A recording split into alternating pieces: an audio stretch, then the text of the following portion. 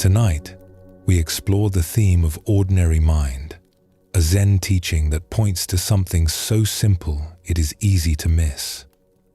We often think peace is something we have to chase. We think we need to change who we are to find it. But the ancient masters discovered that peace is right here, in the most common moments of our lives. Before we begin, feel free to share what time it is and where you're listening from. The teaching of ordinary mind suggests that you do not need to change a single thing to find what you are looking for.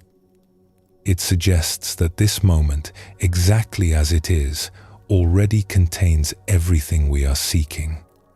Not because we make it special, but because we stop insisting it should be something other than what it is. As we move through these teachings tonight, you may find yourself settling naturally into the present moment. Not because you are trying to achieve anything, but because these ancient wisdoms remind us of what we already know. The stories will unfold gently, each one revealing a different side of this simple truth. We are not seeking anything extraordinary tonight. We are simply discovering the profound peace that lives in the most ordinary corners of our daily lives. Settle in and let's begin this journey together. There is a famous teaching in Zen that sounds almost too simple to contain wisdom. When hungry, eat. When tired, sleep. When it rains, open your umbrella.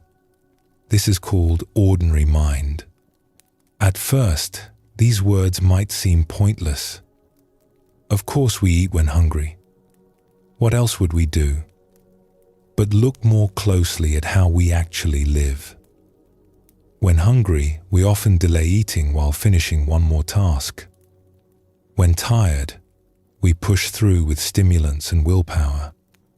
When it rains, we curse the weather instead of simply staying dry. We have learned to override our natural responses, to complicate what is simple, to think about life instead of living it. We carry elaborate ideas about what we should do, how we should be, what proper spiritual practice looks like. These ideas pile up until we can no longer hear the quiet voice of natural response. Ordinary mind points to something beneath all this complication. A way of being that responds to life directly, without the interference of endless thinking. Not the thoughtlessness of animals, but the natural wisdom of a mind that knows what to do without making a problem of it. When we return to this natural way, life becomes simpler. Not because we stop thinking altogether, but because we stop letting our thinking prevent us from responding appropriately to what is actually happening. Let us explore a story that shows this truth. There once lived a scholar named Koro, who had devoted 20 years to studying Buddhist texts. He had read every sutra he could find. He practiced complex meditation techniques he had learned from various teachers. His days were filled with spiritual exercises designed to purify his mind and lead him toward enlightenment. Each morning, Koro would wake before dawn and spend an hour in breathing practices. He would count each breath, maintain specific postures, visualize colored lights moving through his body. Then he would sit in meditation for 2 hours, observing his thoughts according to a precise method he had learned from a famous master. After that, he would chant specific mantras exactly 108 times. His breakfast was eaten according to particular rules about mindfulness and gratitude. He would contemplate each grain of rice for several breaths before placing it in his mouth. Every activity in his day had a prescribed method, a correct form, a spiritual significance. Despite all this effort, Koro felt increasingly tired and anxious. He was never sure if he was doing the practices correctly. He worried that missing even one session might set back his progress. He lay awake at night thinking about whether he had been truly mindful during the day or merely going through the motions. The weight of his spiritual obligations pressed on him constantly. His wife would sometimes say, "You seem more troubled now than before you began all this practice." But Koro would tell her she did not understand the importance of spiritual discipline. The path to enlightenment required dedication and effort. Any discomfort was just part of purification. One autumn, Koro decided to visit a hermit who lived in a small hut deep in the mountains. He had heard that this hermit, an old man named Lin, possessed genuine wisdom. Perhaps Lin could tell him which practices to focus on, which texts held the most important teachings, how to accelerate his spiritual progress. The journey took 2 days. When Koro finally found the small hut, he saw Lin sitting outside on a rough wooden stool. The old man looked up and smiled. "Welcome, friend. You look exhausted." Koro was exhausted. The long walk, combined with his constant worry about maintaining his practice schedule on the road, had drained him. "I have come seeking guidance," he said, bowing respectfully. "I practice diligently, but I feel farther from peace than when I began." Lin nodded and stood slowly. "Come inside. You must be hungry." The hut was simple. A sleeping mat in one corner, a small fire pit, a few cooking vessels, no altar, no meditation cushions, no religious texts, no incense burner or prayer beads. Nothing that suggested a spiritual practitioner lived here. This surprised Koro. How could a wise hermit live without the tools of practice? Lin began preparing a simple meal. He washed rice in a wooden bowl, swirling his hand through the water to remove dust and chaff. He cut vegetables he had gathered from the forest. Mushrooms, wild greens, a few root vegetables. He moved without hurry, without ceremony, simply doing what needed to be done. There was no elaborate mindfulness, no dramatic presence, no careful attention to each movement as Koro had been taught. Just an old man making food because someone was hungry. As the rice cooked, Lin poured tea for both of them. The tea was plain, served in simple clay cups. "Tell me about your practice," he said. Koro described his elaborate schedule.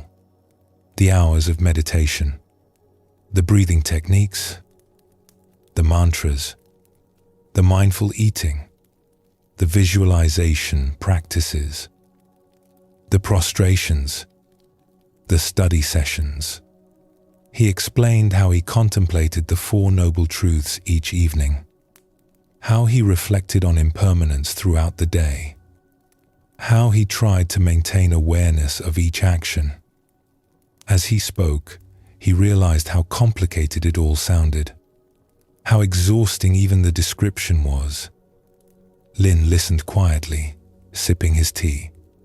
He showed no reaction, no judgment, just patient listening. When Koro finished, the old man was silent for a moment, looking into his cup. Then he asked, "When you are hungry, do you eat?" "Well, yes, but I must eat mindfully. I must contemplate the source of the food, the labor that went into its production, the impermanence of all things. I must maintain awareness of each bite, counting my chews, observing the sensation." Lin held up a hand gently. "When you are hungry, do you eat?" Koro felt confused. "I just explained how I eat. With full awareness and proper technique." "That is not what I asked. When you are hungry, do you eat?"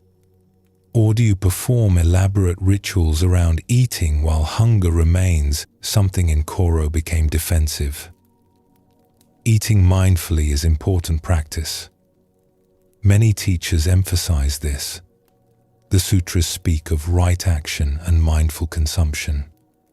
Lin smiled, but there was a sadness in his eyes.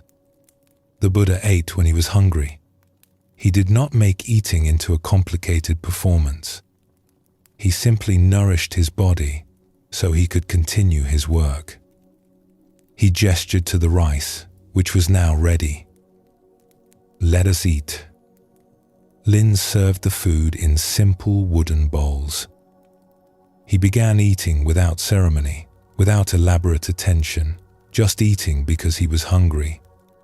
Koro watched, uncertain. Should he not bless the food first?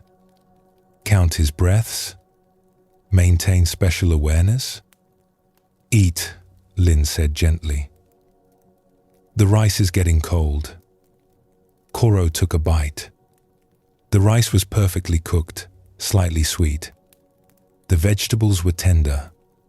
He found himself actually tasting the food instead of monitoring his mind's response to tasting the food. He was simply eating because he was hungry.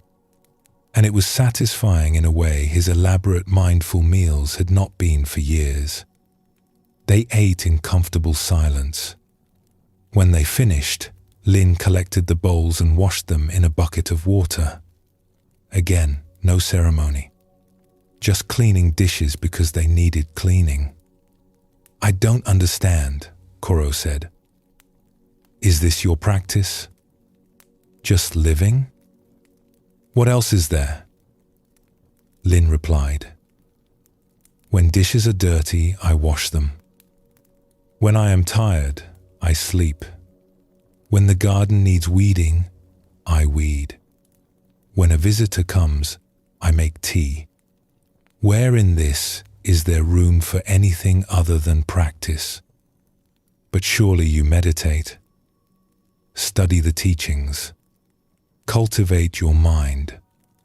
Lin sat down on his stool. "I sit quietly sometimes, but I do not sit to achieve anything or become someone special. I sit because sitting feels right in that moment. I read old poems occasionally because they give me pleasure, but I do not study to accumulate knowledge. When I need wisdom, it comes. When I need understanding, it arises. Not because I have stored up teachings, but because I am here, responding to what is actually happening." He looked at Koro with kind eyes. "You have made life very complicated. You have turned every simple action into a spiritual exercise. You have placed yourself under a mountain of obligation. No wonder you are exhausted. You are no longer living. You are performing elaborate ideas about how to live." Koro felt something crack inside him. "But if I stop all my practices, how will I make progress? How will I achieve enlightenment? Do you think enlightenment is something you manufacture through effort? That if you do enough special practices, you will earn it like a wage?" Lin shook his head gently. "Your natural mind already knows what to do. When hungry, it says eat. When tired, it says sleep. But you have buried it under so many complicated ideas that you can no longer hear its voice." He stood and walked to the door of the hut, looking out at the forest.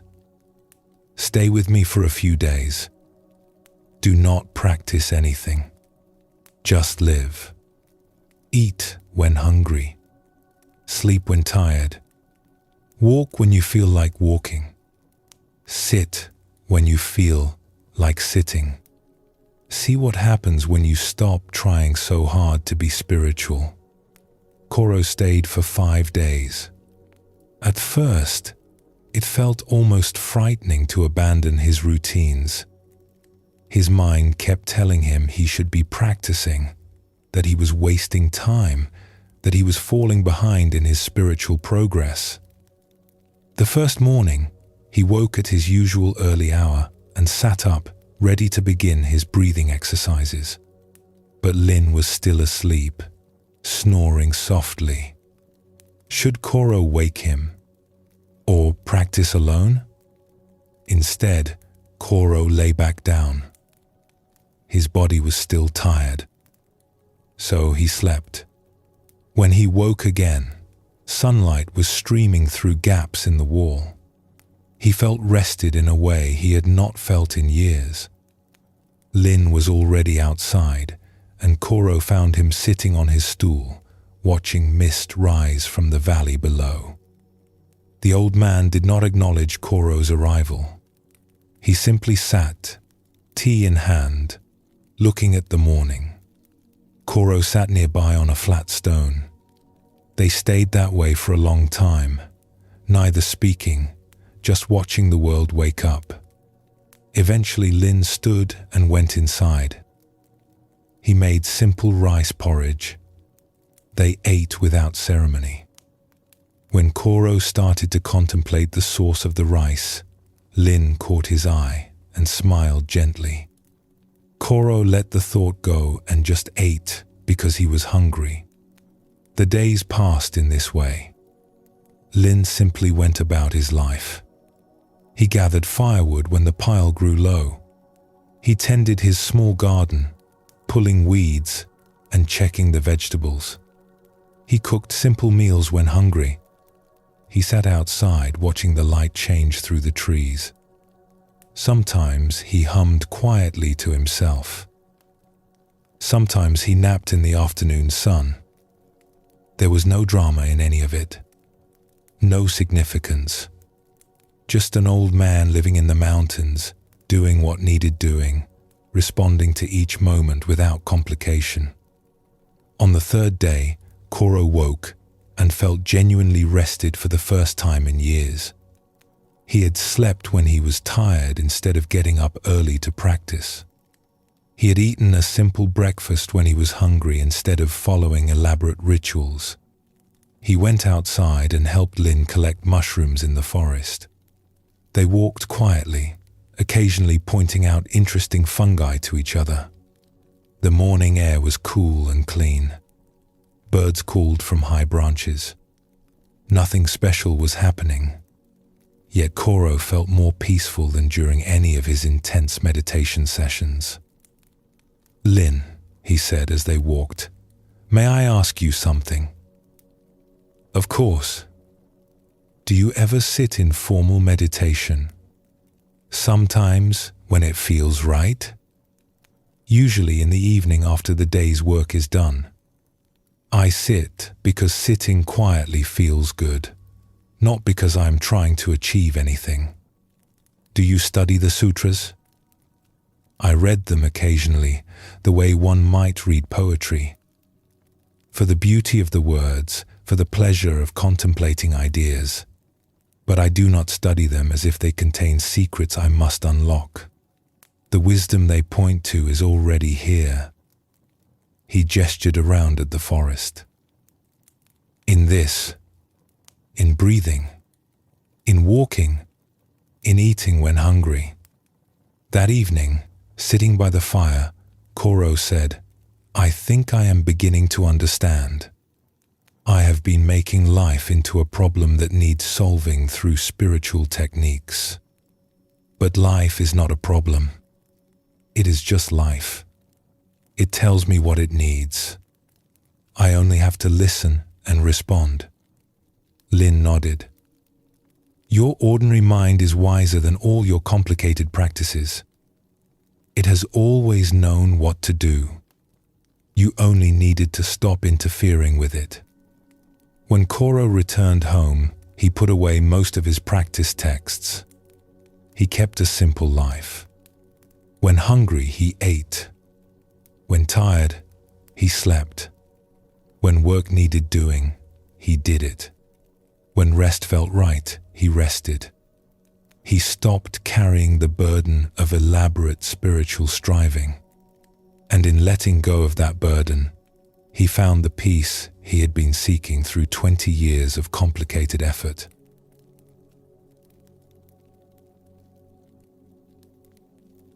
This story shows us something essential about ordinary mind. Koro's practices were not wrong in themselves, but he had used them to replace natural living with complicated spiritual performance. He had stopped listening to his own wisdom and instead followed endless rules about proper practice. The old Zen masters spoke of this trap. They warned that meditation can become another form of grasping, that mindfulness can become another burden. Buddhism teaches that the path is not about adding more and more practices, but about removing the obstacles that prevent us from seeing clearly. Ordinary mind is not about abandoning all thought or living like animals.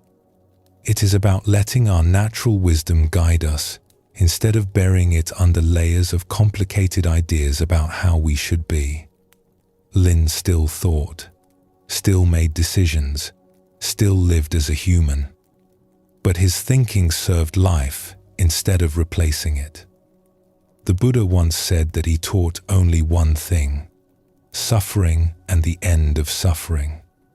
Koro's elaborate practices had created more suffering, not less. When he learned to simply live, responding naturally to each moment, the suffering lifted. Not because he achieved something special, but because he stopped creating problems where none existed. Let us explore another story that reveals a different aspect of this teaching.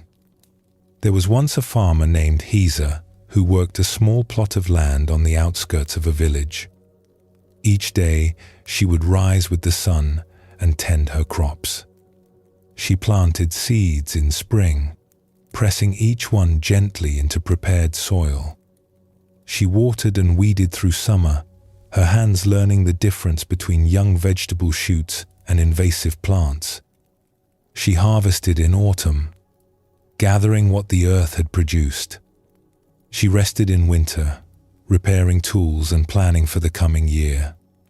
Her life followed the rhythms of the seasons and the needs of the land.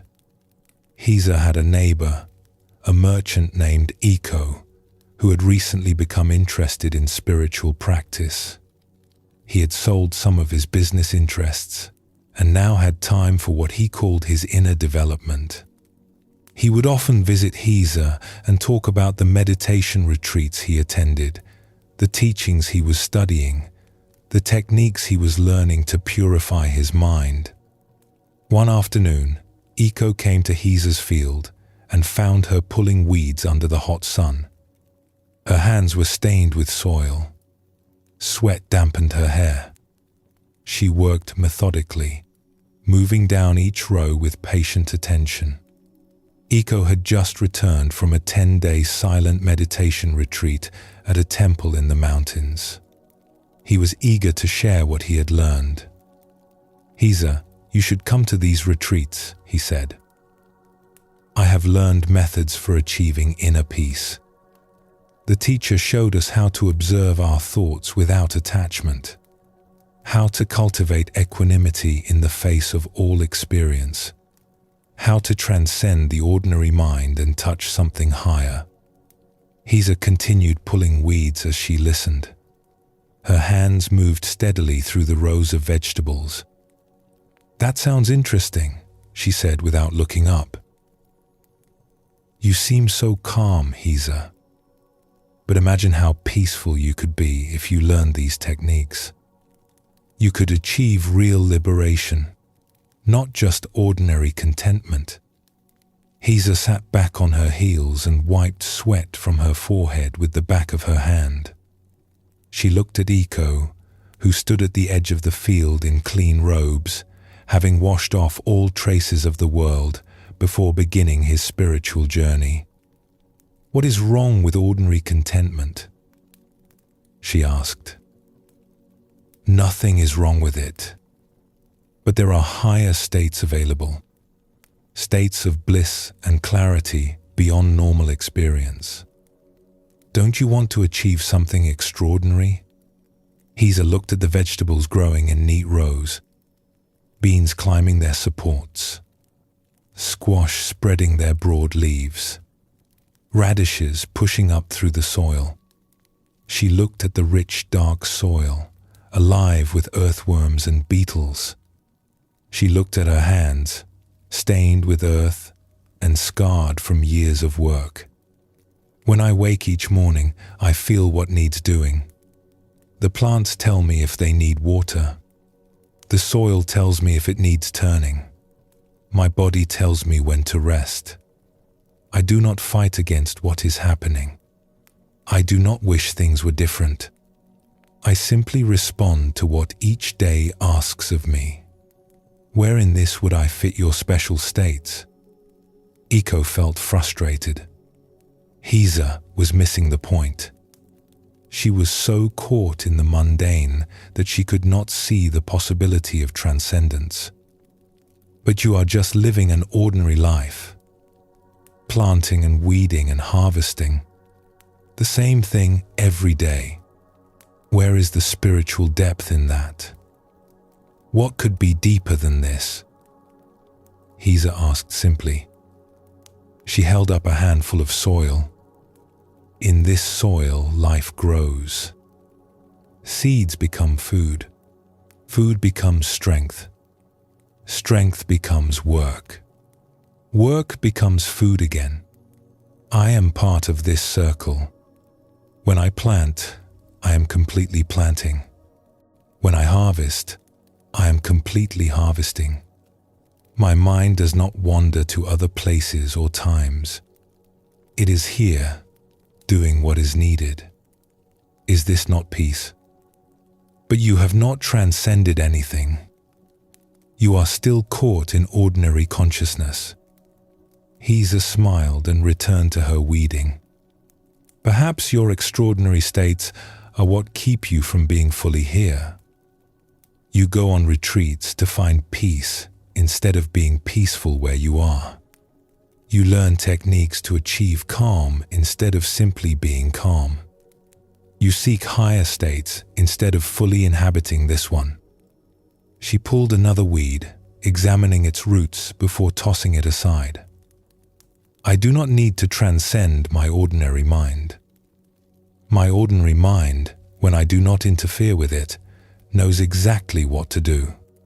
It tends these vegetables. It rests when tired. It eats when hungry. It responds to rain by seeking shelter and to sun by feeling grateful. What more is there? Iko opened his mouth to argue but found he had no response. He looked at Heza, her hands in the soil, her attention completely absorbed in the simple task of removing weeds. There was something in her presence that his meditation retreats had not given him.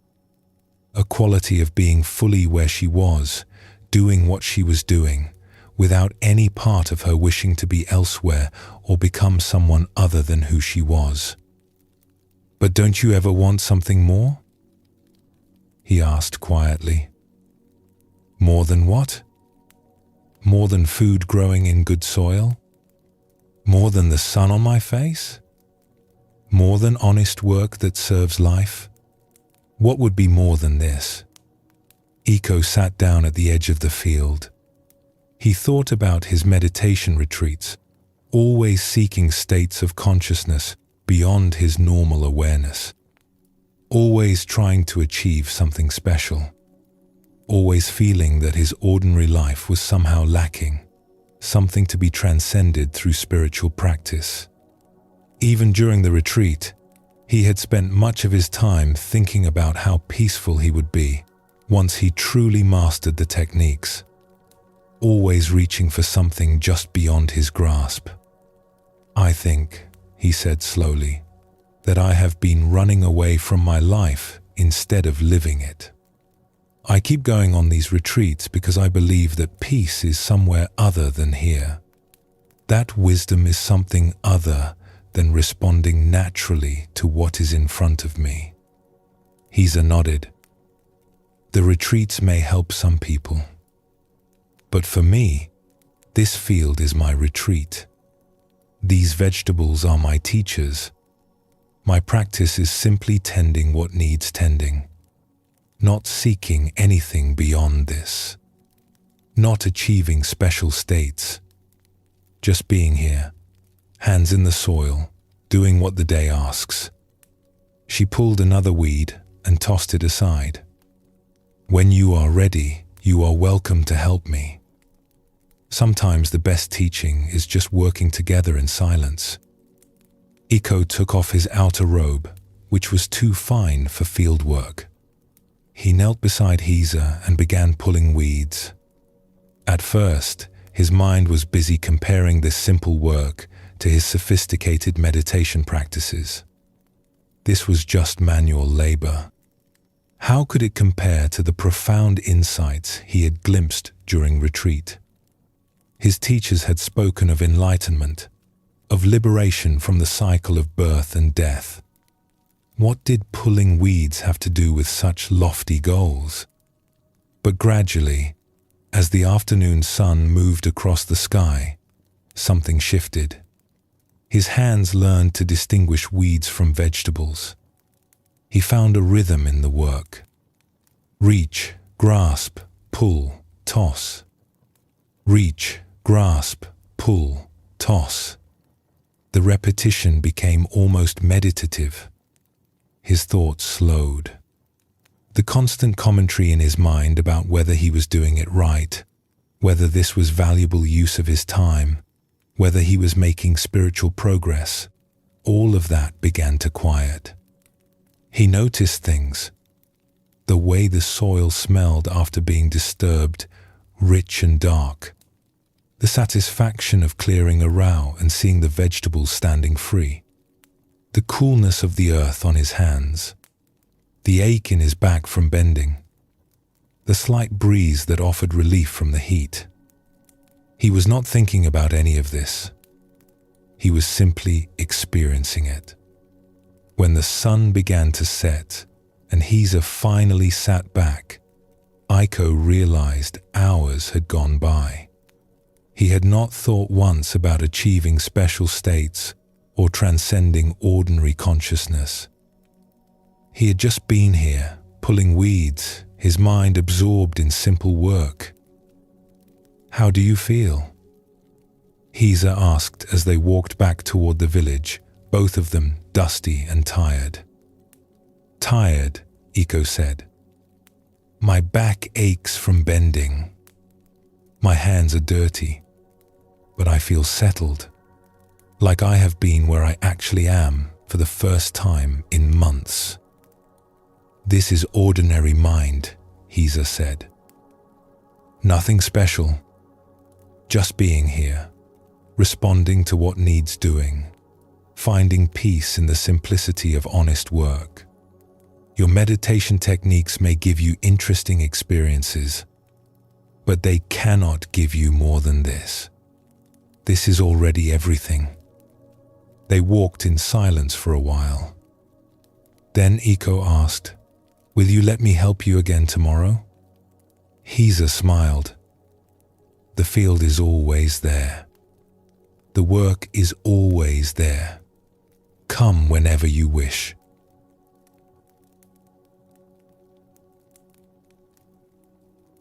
This story reveals another dimension of ordinary mind. Hisa was not anti-spiritual or dismissive of meditation practice, but she had found peace not through seeking extraordinary states, but through fully inhabiting her ordinary life. Her work in the field was not separate from spiritual practice.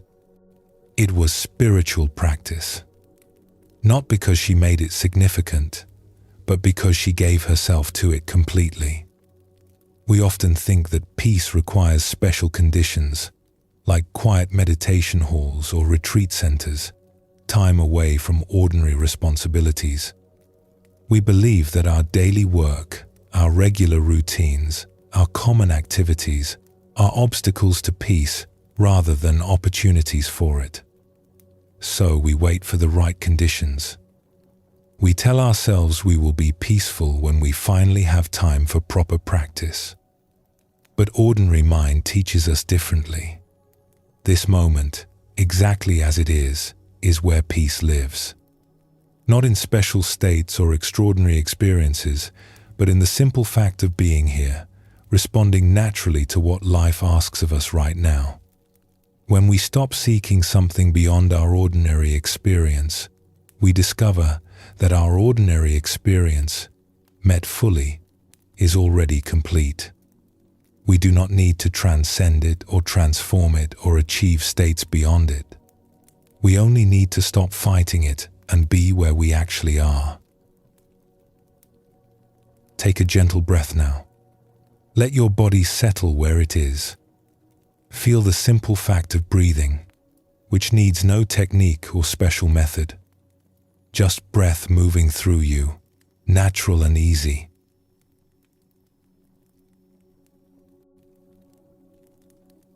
There is a teaching in Zen that can sound frustrating when you first hear it.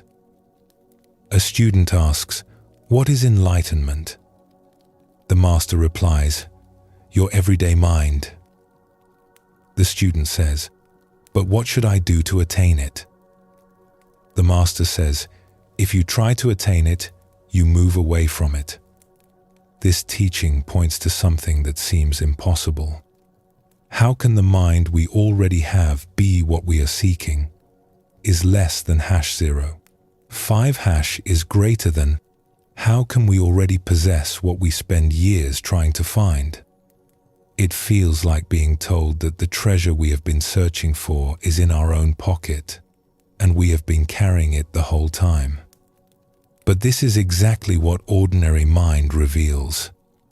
The awareness that is reading these words right now, the consciousness that hears sounds and feels sensations, the mind that knows you are here in this moment, this is already it. Not a special version of your mind. Not your mind after years of meditation practice. Not your mind in some future enlightened state. This mind, right now, exactly as it is. We reject this teaching because it seems too simple. We think enlightenment must be something extraordinary, something we do not currently possess. So we search everywhere except the one place it actually exists, which is right here in ordinary awareness itself. We are like someone wearing glasses who frantically searches for their glasses, not realizing they are already looking through them. The old Zen teachers had endless patience with this confusion. They would point again and again to the same truth in different ways, trying to help students recognize what they already had. Your everyday mind is the Buddha mind. The awareness you use to wash your face in the morning is the same awareness the ancient masters cultivated. You are not missing anything. You are only overlooking what is already present. Let us explore a story that shows this truth. There once lived a young monk named Ren who had been practicing at a monastery for 7 years. He meditated every day. He studied the teachings. He followed all the precepts carefully. He was sincere in his practice and worked diligently to purify his mind. Yet despite all his efforts, he felt no closer to enlightenment than when he had begun. Ren would watch the senior monks and wonder what they possessed that he did not. They seemed peaceful and settled in a way he was not. They moved through their days with a quality of ease he could not find. He assumed they had achieved something through their practice, some special state or realization that he had not yet attained. One day, the monastery received a visit from an old teacher named Sozen, who had once trained there but now lived alone in the mountains. Sozen had a reputation for unusual teaching methods and direct insight. Ren decided this was his chance. He would ask this visiting teacher the question that had been troubling him for years.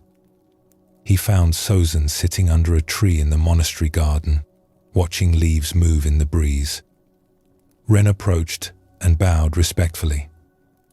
"Master Sozen, may I ask you a question?" Of course. Ren sat down across from the old teacher. I have been practicing here for 7 years. I meditate faithfully. I study the sutras. I try to cultivate wisdom and compassion, but I do not feel enlightened. I do not feel like I have found what I came here seeking. What am I missing? What else must I do? Sozin looked at him with kind eyes. What brought you to ask me this question just now? Ren was confused by the response. I saw you sitting here and thought it was a good opportunity to receive guidance from an experienced teacher. Before you saw me sitting here, what were you doing? I was sweeping the path near the meditation hall. How did you know the path needed sweeping? I saw leaves had fallen on it during the night. So you saw the leaves, you recognized that the path needed sweeping. You decided to sweep it, and you swept it? Yes, that is what happened. Who did all of that? Ren felt puzzled. I did. This I that saw the leaves, that knew what needed doing, that decided to act and then acted. Where is this I? Can you show it to me? Ren opened his mouth to answer, but found he could not point to anything specific. His body had done the sweeping, but was his body the I? His mind had made the decision, but where was this mind? It was not a physical thing he could show. I do not understand what you are asking, Ren admitted. Sozin smiled. Right now, you are hearing my voice. You are feeling the breeze. You are aware of thoughts moving through your mind. This awareness that knows all of these things, this is your everyday mind.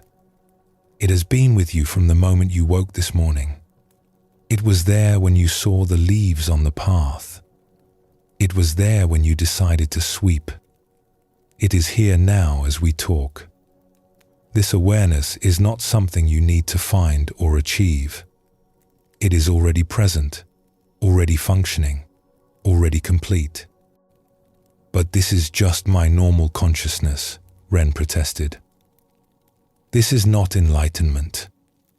Enlightenment must be something special, something beyond ordinary experience. Why must it be beyond ordinary experience? Sozin asked gently. Who told you that what you already have is not enough? The Buddha taught that all beings possess Buddha nature, not that they will possess it after years of practice, not that they might possess it if they do the right techniques. They already possess it.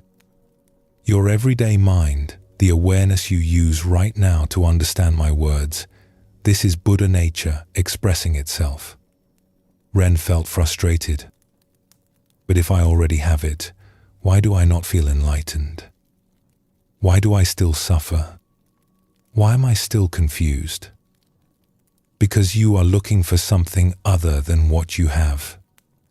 You are rejecting your everyday mind as insufficient and searching for some special mind you imagine enlightened people possess. This searching itself prevents you from recognizing what is already here. Sozin picked up a small stone from the ground. If I told you this stone is a precious jewel, would that make it more valuable than it is? No, it is just a stone.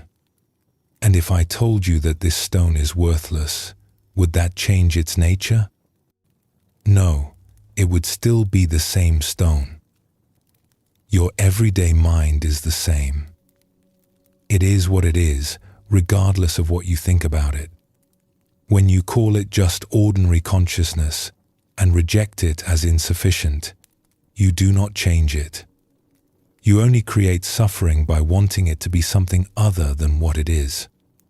When you accept it as it is and stop searching for something else, the suffering ends. This acceptance, this stopping of the search, this is what we call enlightenment. Ren sat quietly, trying to absorb this teaching. He had spent 7 years believing that enlightenment was a special state he needed to achieve through practice. Now this teacher was telling him that his everyday awareness, the mind he used to sweep paths and eat meals and ask questions, was already complete. How can I practice then? Ren asked. If I already have what I am seeking, what is the point of meditation or study? Practice is not about getting somewhere you are not. It is about fully being where you are. You meditate not to create a special state, but to recognize the awareness that is already present. You study not to gain something you lack, but to clear away the confusion that prevents you from seeing what you already have. Every moment of practice is an opportunity to come home to your everyday mind instead of running away from it, seeking something better. Sozin stood slowly. I must go prepare for the evening meal. But Ren, pay attention today. Notice this awareness that knows you are alive, that experiences whatever arises. Do not judge it or try to change it. Just notice it. This noticing is the practice. And what you notice is already enlightened, whether you believe it or not. After Sozin left, Ren remained sitting under the tree. He felt confused but also curious. Could it really be this simple? Could the awareness he had right now actually be what he had been seeking? He decided to follow Sozin's instruction. For the rest of the day, he simply noticed his awareness. When he walked to the meditation hall, he noticed the awareness that knew he was walking. The feeling of his feet on the stone path. The movement of his robes. The sound of gravel shifting. All of this was known by something, witnessed by something. What was this something that knew? When he sat in meditation, he noticed the awareness that knew he was sitting. Thoughts arose about whether he was doing this correctly. The awareness noticed the thoughts. Worries came about his lack of progress. The awareness witnessed the worries. Judgments appeared about this whole exercise seeming pointless. The awareness observed the judgments. Each time, the awareness itself remained unchanged, simply witnessing whatever passed through it. When he ate dinner, he noticed the awareness that tasted the food and knew he was eating. The bowl felt cool in his hands. The rice had a subtle sweetness. His body knew when it had eaten enough. All of this information came to him through awareness. Not through thinking about awareness, but through awareness itself, which was simply present, simply functioning, simply being. At first, this seemed pointless. He was just doing what he always did, just noticing that he was doing it. But as the day continued, something began to shift. He realized that this awareness he was noticing had a quality of being already at peace. It was not disturbed by his thoughts or feelings. It simply observed them arising and passing. It did not need anything to be different. It was complete in itself. When a worry arose about whether he was practicing correctly, the awareness simply noticed the worry without being troubled by it. The worry was there, moving through awareness like a cloud moving through sky. But the awareness itself was like the sky, untroubled by what passed through it. When a judgment came about his progress, the awareness observed the judgment without believing it. When excitement arose at the thought that maybe he was understanding something, the awareness witnessed the excitement without clinging to it. He realized something remarkable. The thoughts and emotions that he had been trying so hard to control or eliminate through practice were not actually the problem. They arose and passed naturally. The problem was that he had been identifying with them, believing he was his thoughts and emotions rather than the awareness that witnessed them. When he rested in the awareness itself rather than being caught in what awareness witnessed, peace was already there. That evening, Ren sought out Sozin again. He found the old teacher washing his bowl after dinner, the simple ceramic bowl that monks used for meals. Sozin was rinsing it carefully, giving the task his full attention. "Master Sozin, I followed your instruction today. I noticed my awareness throughout the day." Sozin continued washing his bowl. "And what did you discover?"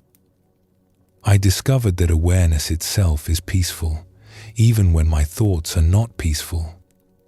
It is complete, even when I feel incomplete. It is already what I have been trying to achieve through practice." Sozin smiled as he dried his bowl with a cloth.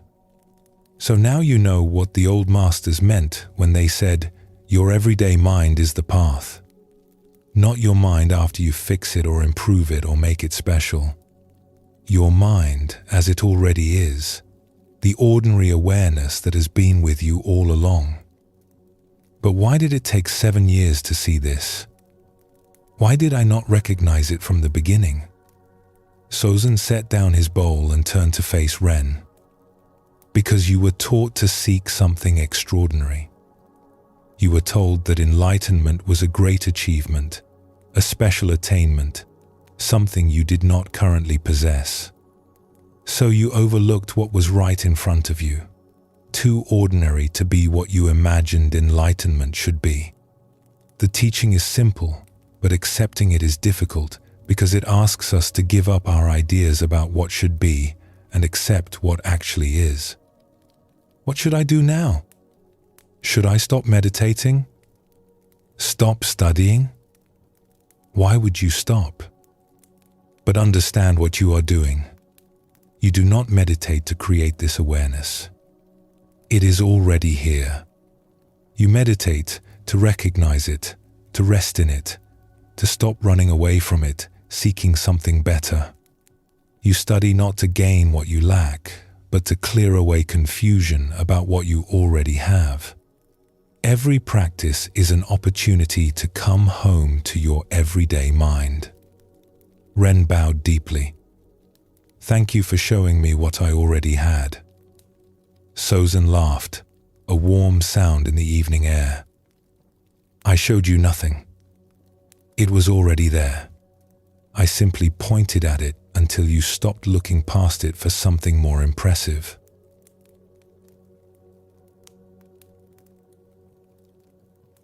This story reveals the heart of ordinary mind teaching. Ren had everything he needed from the beginning.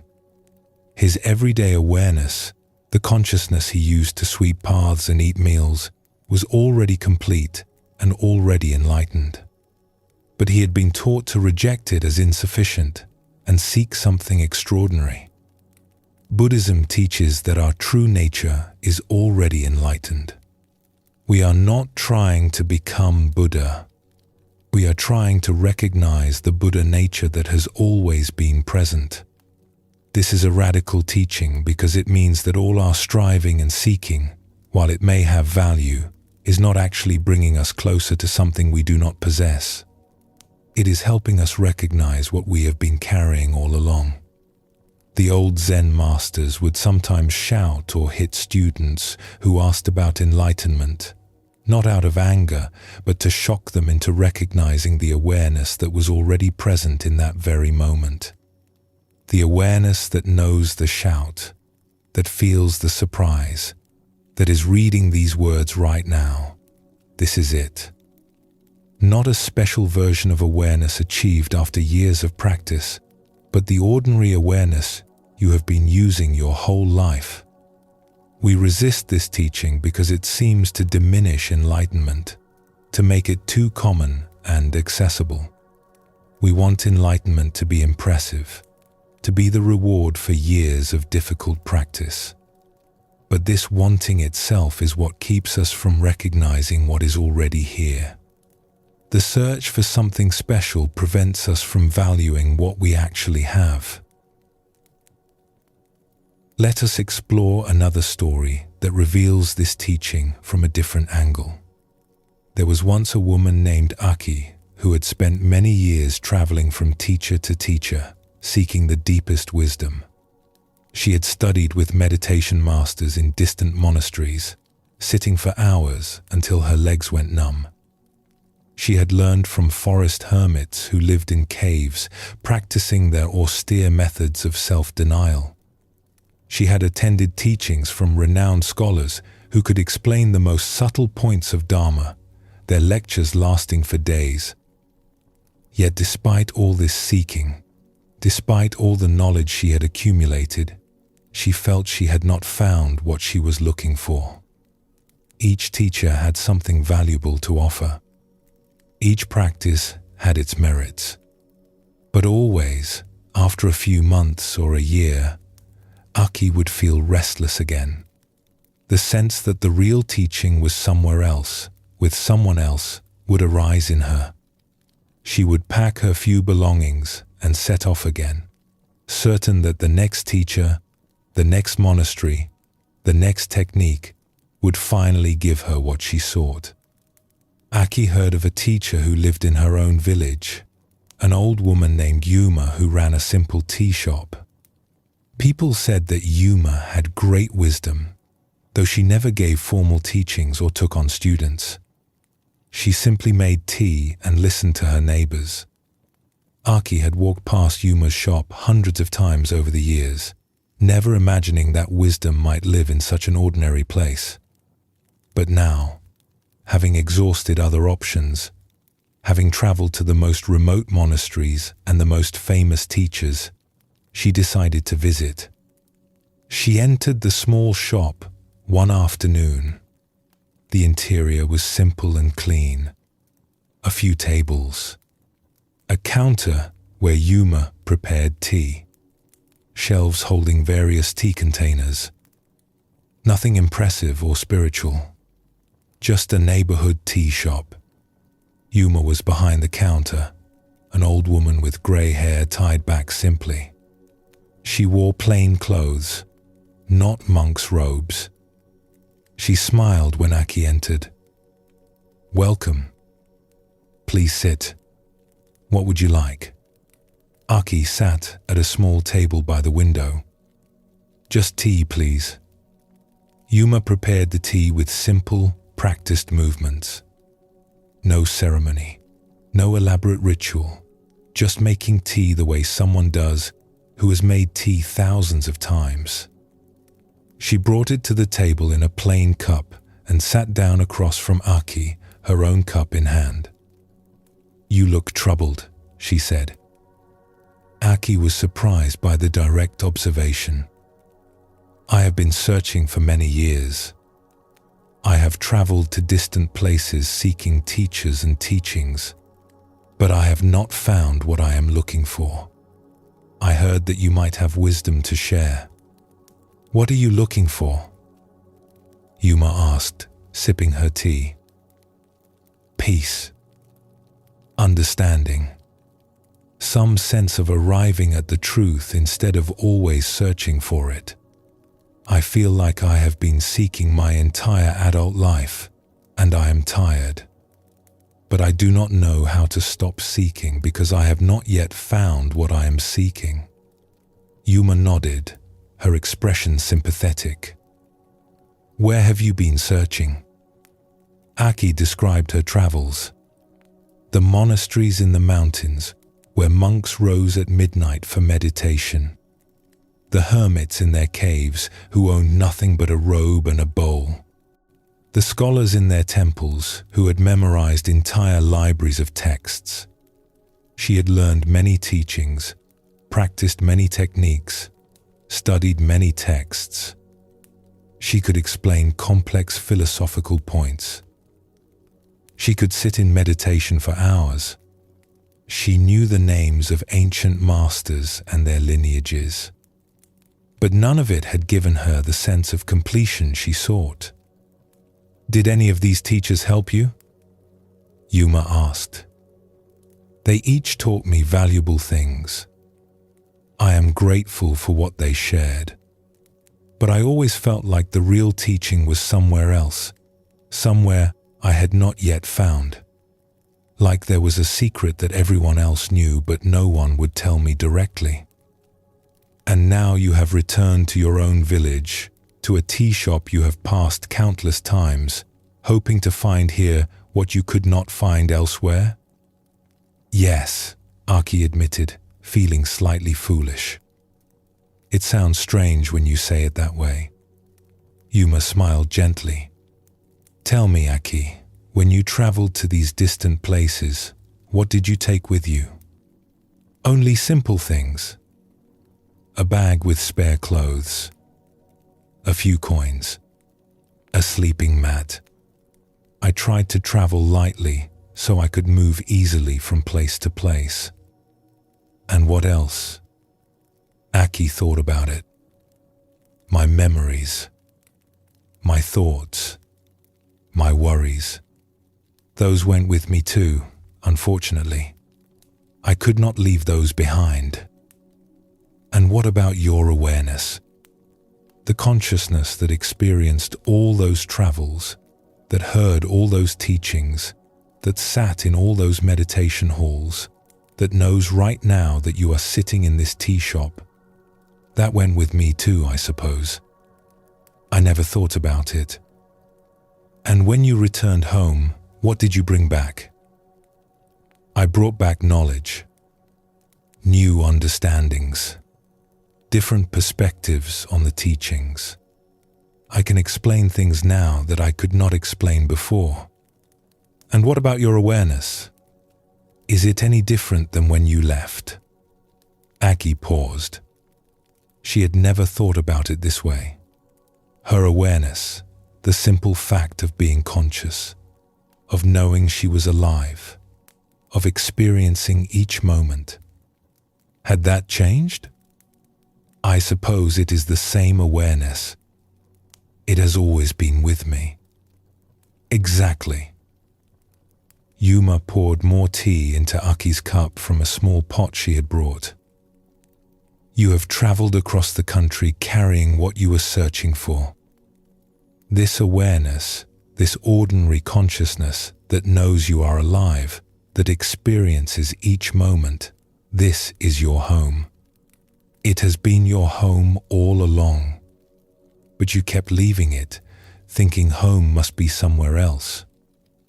But this is just my normal awareness, Aki protested. This is not wisdom or peace. This is just me being me. This cannot be what all those teachers were pointing toward. And what is wrong with you being you? Yuma asked. Who else should you be? This ordinary consciousness that you dismiss as just me is the same consciousness that the Buddha used, that all the great masters used. They did not have special awareness that you lack. They simply recognized what they already had and stopped searching for something better. Aki felt tears rising unexpectedly. She had spent years traveling, seeking something she thought she lacked. She had imagined that enlightenment was somewhere far away, possessed by special people in special places who had achieved something extraordinary. She had never considered that it might be right here in her ordinary experience of being alive, in the simple awareness that had accompanied her through every moment of her life. I feel like I have wasted so many years, she said quietly, her voice breaking slightly. Have you? Yuma asked gently. You learned many things. You met many teachers. You saw many places. These experiences enriched your life. You know things now that you did not know before. But now you can stop seeking and recognize what you have been carrying all along. This is not a waste. This is completing the journey by arriving where you began and knowing it for the first time. Aki looked at the old woman across from her.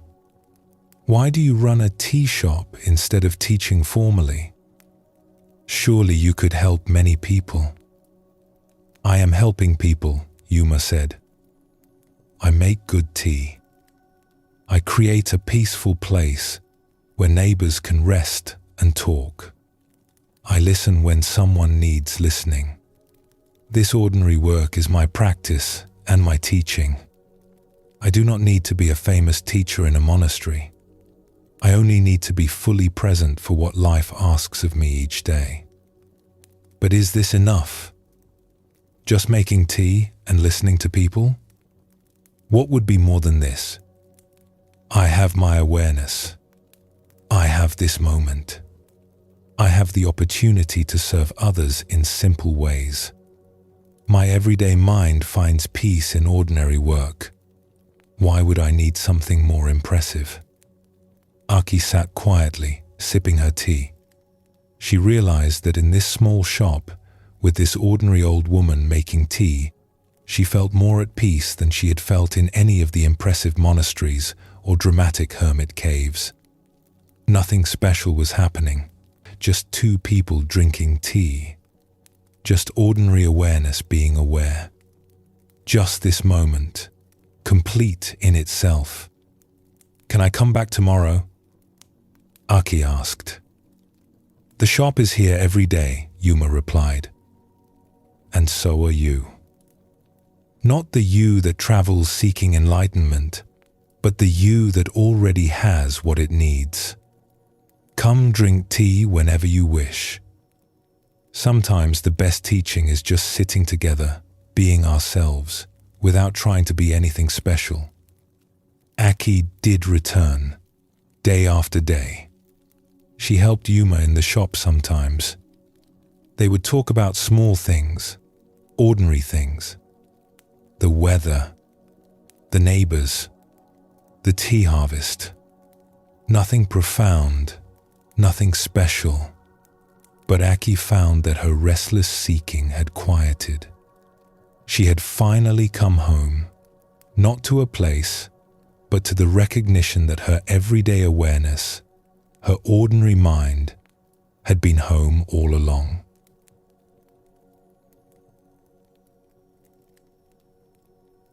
This story shows us another facet of ordinary mind. Aki had traveled everywhere, looking for something she already possessed. Her everyday awareness accompanied her on every journey, experienced every teaching, but she dismissed it as insufficient because it seemed too ordinary to be what she was seeking. Zen teaching reminds us that we are not lacking anything essential. The awareness we have right now is the same awareness the Buddha had. The difference is not in the awareness itself, but in how we relate to it. When we reject it as insufficient and seek something better, we create suffering. When we recognize it as complete and rest in it, peace is already present. The old masters called this returning home. Not traveling to some distant place, but recognizing where you already are. Not becoming someone special, but fully being who you have always been. Not achieving enlightenment, but recognizing the enlightened nature of ordinary awareness itself. This teaching can sound disappointing at first. We want enlightenment to be something impressive, something that makes us special or different. But the teaching points to something more valuable than specialness. It points to the peace that comes from accepting yourself completely, from recognizing that you are already enough, that what you have been seeking has been with you all along. Your everyday mind, the awareness reading these words, the consciousness that knows you are here right now. This is it. Not just ordinary awareness, but the extraordinary fact of awareness itself, always present, always complete, always already home. Take a gentle breath now. Notice the awareness that knows you are breathing. This awareness does not come and go. It is always here, whether you notice it or not. Let yourself rest in this simple recognition.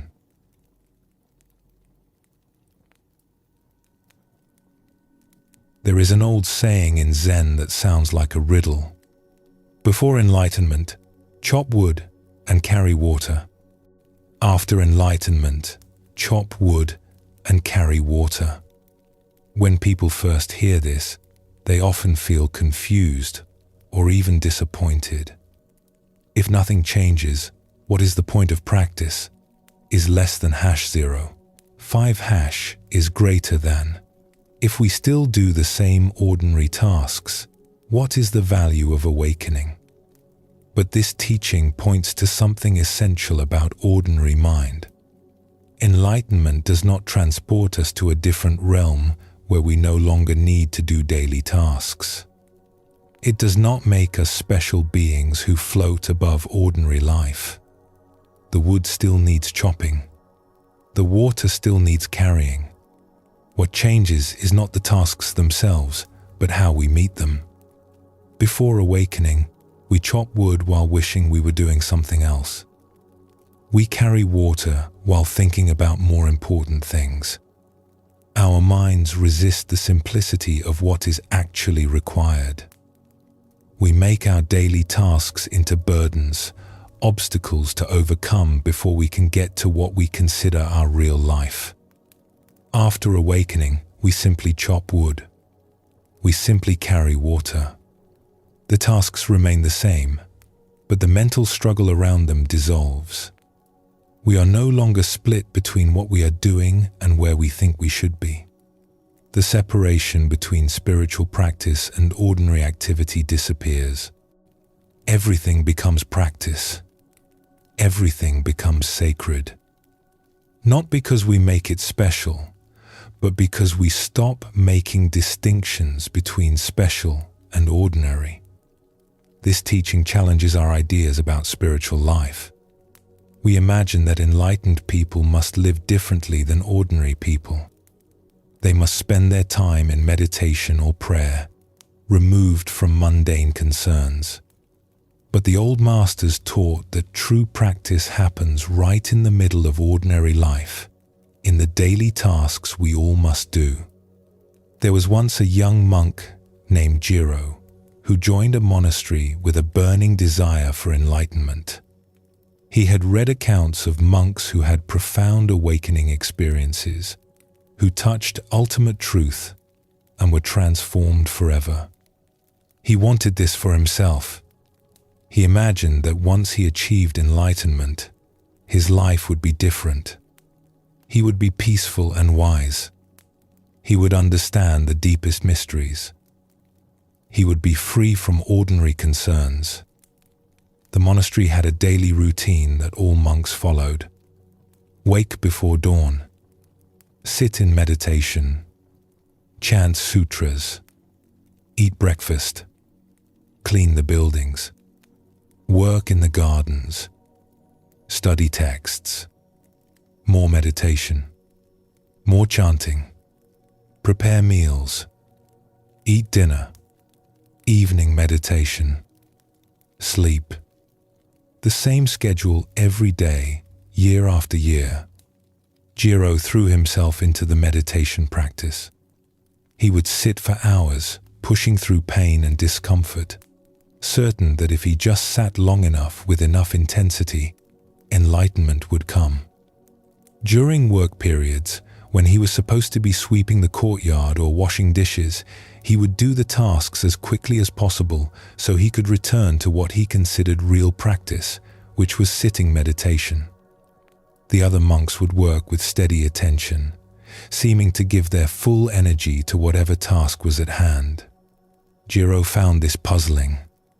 Why were they wasting time on mundane chores when they could be meditating? Did they not understand that enlightenment was the goal? That these daily tasks were just necessary maintenance, not the actual practice? An old monk named Kosho often worked alongside Jiro. Kosho had been at the monastery for 40 years. He moved slowly now, his body bent with age, but he brought careful attention to everything he did. When sweeping, he swept with complete focus. When washing dishes, he gave himself fully to washing dishes. One day, Jiro was rushing through, sweeping the meditation hall, his mind already on the next sitting period. Kosho was working nearby, slowly polishing the wooden floor with a cloth. "Why are you in such a hurry?" Kosho asked. "I want to finish so I can return to meditation," Jiro replied. "That is where real practice happens." Kosho sat back on his heels and looked at the young monk. "And what are you doing right now?" "Sweeping. Just maintenance work." "Just maintenance work," Kosho repeated slowly. "Tell me, Jiro, what do you hope to achieve through your meditation?" "Enlightenment. Liberation. I want to understand true nature and be free from suffering." "And what is preventing you from understanding true nature right now while you are sweeping?" Jiro was puzzled by the question. "I am not meditating. I am just doing chores." "I see. So true nature is only available during meditation? The rest of the time it goes somewhere else?" "Well, no. But surely meditation is more important than sweeping floors." Kosho smiled and returned to his polishing. "For 40 years I have lived here. I have swept these floors thousands of times. I have washed these dishes tens of thousands of times. I have pulled weeds from this garden in every season. And I have learned that if I cannot find peace while sweeping, I will not find it while sitting. If I cannot be present while washing dishes, I will not be present in the meditation hall. The tasks do not matter. What matters is whether I am here, fully here, for what I am actually doing." He paused and looked at Jiro with kind eyes. "You are trying to rush through your life to get to the good parts. But there are no good parts and bad parts. There is only this moment, and whatever this moment asks of you. When it asks you to sit, you sit. When it asks you to sweep, you sweep. Both are the same practice. Both are opportunities to be completely present instead of somewhere else in your mind." Jiro wanted to argue, but something in Kosho's words stopped him. He had been treating half his life as an obstacle to the other half. Sweeping was just something to get through so he could meditate. Eating was just fuel so he could sit longer. Sleep was an annoying necessity. He had divided his life into important spiritual practice and unimportant daily tasks. But some monks have great awakening experiences during intensive meditation, Jiro said. Sudden enlightenment that transforms everything. That never happens while sweeping floors. True awakening transforms how you sweep floors, Kosho replied. The monk who has deep insight returns to sweeping floors. If the insight does not help him sweep floors with more presence and care, what good is it? Buddhism teaches that wisdom must express itself in ordinary action. Enlightenment that only exists in the meditation hall is not yet complete enlightenment. Over the following weeks, Jiro tried to bring the same attention to work that he brought to meditation. At first, it felt forced. He would try to be mindful while sweeping, but his mind would wander to thoughts about his practice, his progress, his spiritual goals. The work still felt like an interruption. He would catch himself rushing again, trying to finish quickly. Or he would become frustrated with himself for not being perfectly present. He turned presence into another goal to achieve, another way to judge himself as succeeding or failing. The work became burdened with his ideas about how he should be doing it. But gradually, something shifted. One afternoon, he was sweeping the path outside the meditation hall. The sun was warm. A breeze moved through the trees, carrying the scent of pine.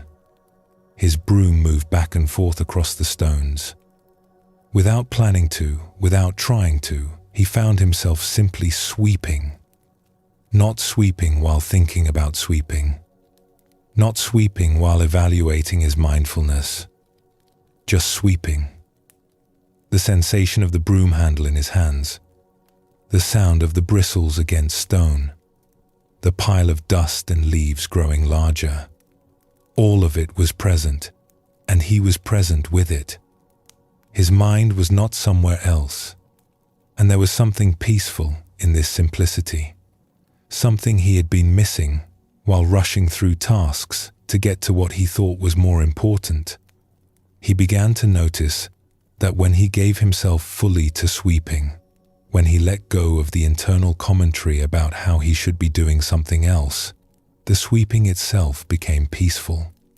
The repetitive motion of the broom had its own rhythm. The satisfaction of seeing the floor become clean was genuine. The simple fact of doing what needed doing without argument created a kind of ease. One morning, Jiro was washing dishes after breakfast. His hands were in warm, soapy water. The texture of soap, the weight of each bowl, the temperature of the water. He was cleaning each bowl carefully, feeling its shape, removing every grain of rice that clung to the sides. His mind was not somewhere else. He was not thinking about the next meditation period, or reviewing the morning sitting, or planning his questions for the teacher. He was just washing dishes, fully present for this simple task. In that moment, something became clear. This was it. This simple presence, this complete attention to an ordinary task, this was what he had been seeking. Not a special state that arrived during intense meditation, but the natural peace that was always available when he stopped splitting himself between what he was doing and what he thought he should be doing. The dishes needed washing. He was washing them. There was no separation between himself and the activity. No judgment about whether this was important or unimportant. No mental commentary about whether he was being mindful enough. Just this moment, complete in itself. Jiro continued washing dishes, a smile spreading across his face. Before this moment, he had washed thousands of dishes while thinking about enlightenment. Now he was simply washing dishes. And in that simplicity, he found what he had been seeking all along. The enlightenment he imagined was always somewhere else, always in some future attainment. But this presence, this simplicity, was here now and had always been available. Later, he sought out Kosho in the garden. The old monk was pulling weeds, working slowly through a row of vegetables. "Kosho, I think I understand what you were trying to show me." Kosho looked up from his work. "Oh? What do you understand?"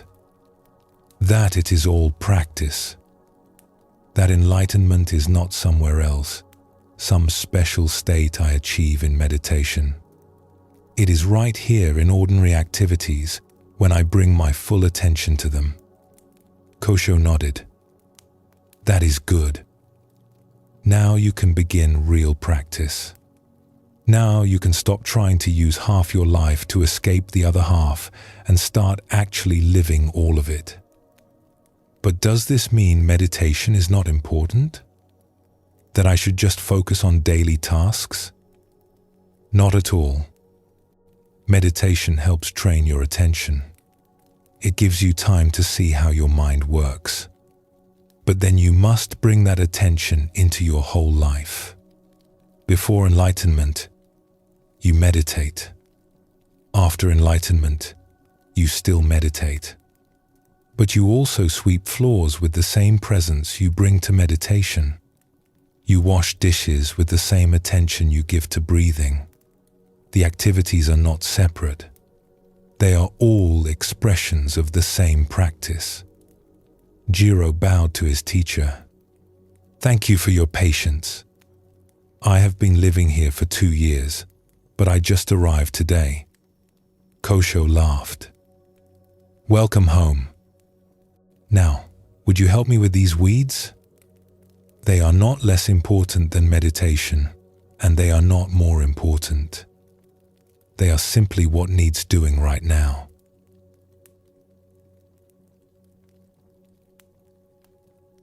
This story shows us how we create false separations between spiritual life and ordinary life. Jiro had decided that sitting meditation was important and daily tasks were not. This split prevented him from being fully present for any of it. His meditation was burdened by his striving to achieve something. His daily tasks were rushed through as obstacles to overcome. Buddhism teaches that this separation is the problem, not the solution. The old masters lived in the midst of ordinary life while maintaining deep presence and awareness. They did not escape to meditation halls and avoid daily responsibilities. They brought meditation into cooking, cleaning, working, relating to others. Every activity became an opportunity to practice presence. Before enlightenment, chop wood and carry water. We do these tasks while our minds are somewhere else, complaining or planning or wishing we were doing something better. After enlightenment, chop wood and carry water. We do the same tasks with full presence, without the mental struggle, without the separation between spiritual and ordinary. This does not mean we never sit in meditation or study teachings. These practices are valuable. But they are valuable because they help us live more fully, not because they allow us to escape from living. The point of meditation is not to have special experiences that exist only on the cushion. The point is to wake up to the ordinary miracle of being alive and bring that awareness into everything we do. Let us explore another story. There was once a government official named Kenta who had responsibilities for his entire province. He oversaw road construction, settled disputes between villages, managed tax collection, and reported to the emperor about local conditions. His days were filled with meetings, documents, decisions, and concerns about the welfare of thousands of people.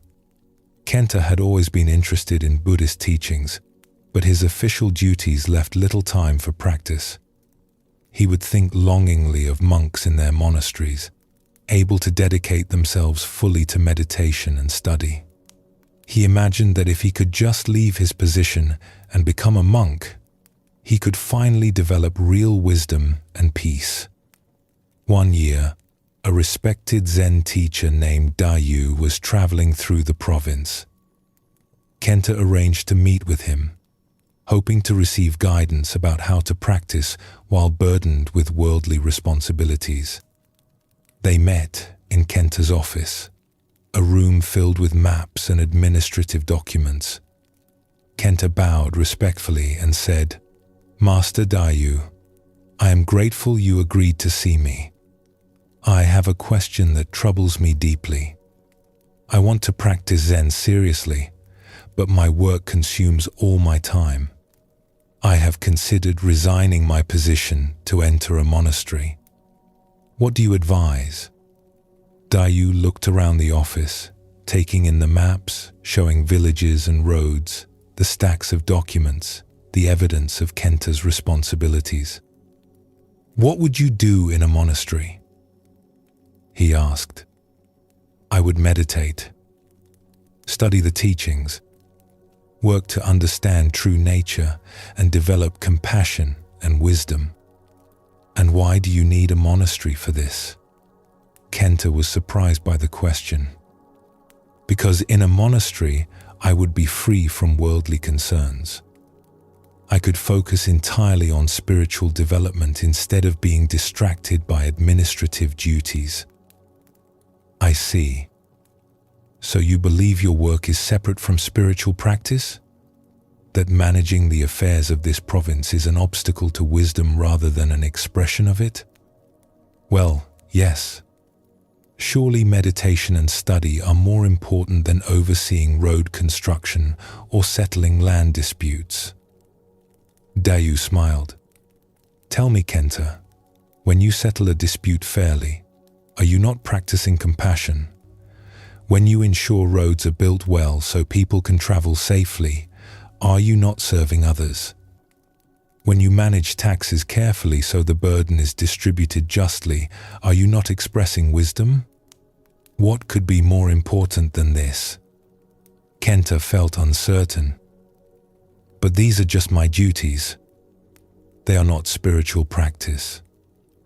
They are worldly responsibilities. Who made this distinction between worldly and spiritual? In Zen, we do not separate the two. When you govern well, you practice Buddhism. When you serve the people of your province with wisdom and care, you express enlightenment. Running away to a monastery would not make you more spiritual. It would just mean you were meditating instead of governing. The activity matters less than how you bring yourself to it. Dayu looked at one of the maps on the wall, showing the villages under Kenta's care. Do you govern with full attention? Do you listen carefully to people's concerns? Do you make decisions without being swayed by personal gain? Do you remain calm under pressure? These are the same qualities monks cultivate in meditation. You are just cultivating them while serving thousands of people instead of sitting on a cushion. But I do not feel peaceful or wise, Kenta admitted. I feel constantly stressed by my responsibilities. My mind is always busy with concerns about everything that might go wrong. That is because you are treating your work as a burden instead of as practice.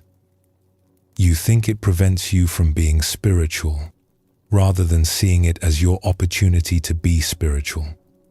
Zen teaching shows us that any activity can be practice if we bring the right quality of attention to it. A monk washing dishes in a monastery and an official governing a province are doing the same practice if they both bring full presence and care to what they are doing. Dayu paused.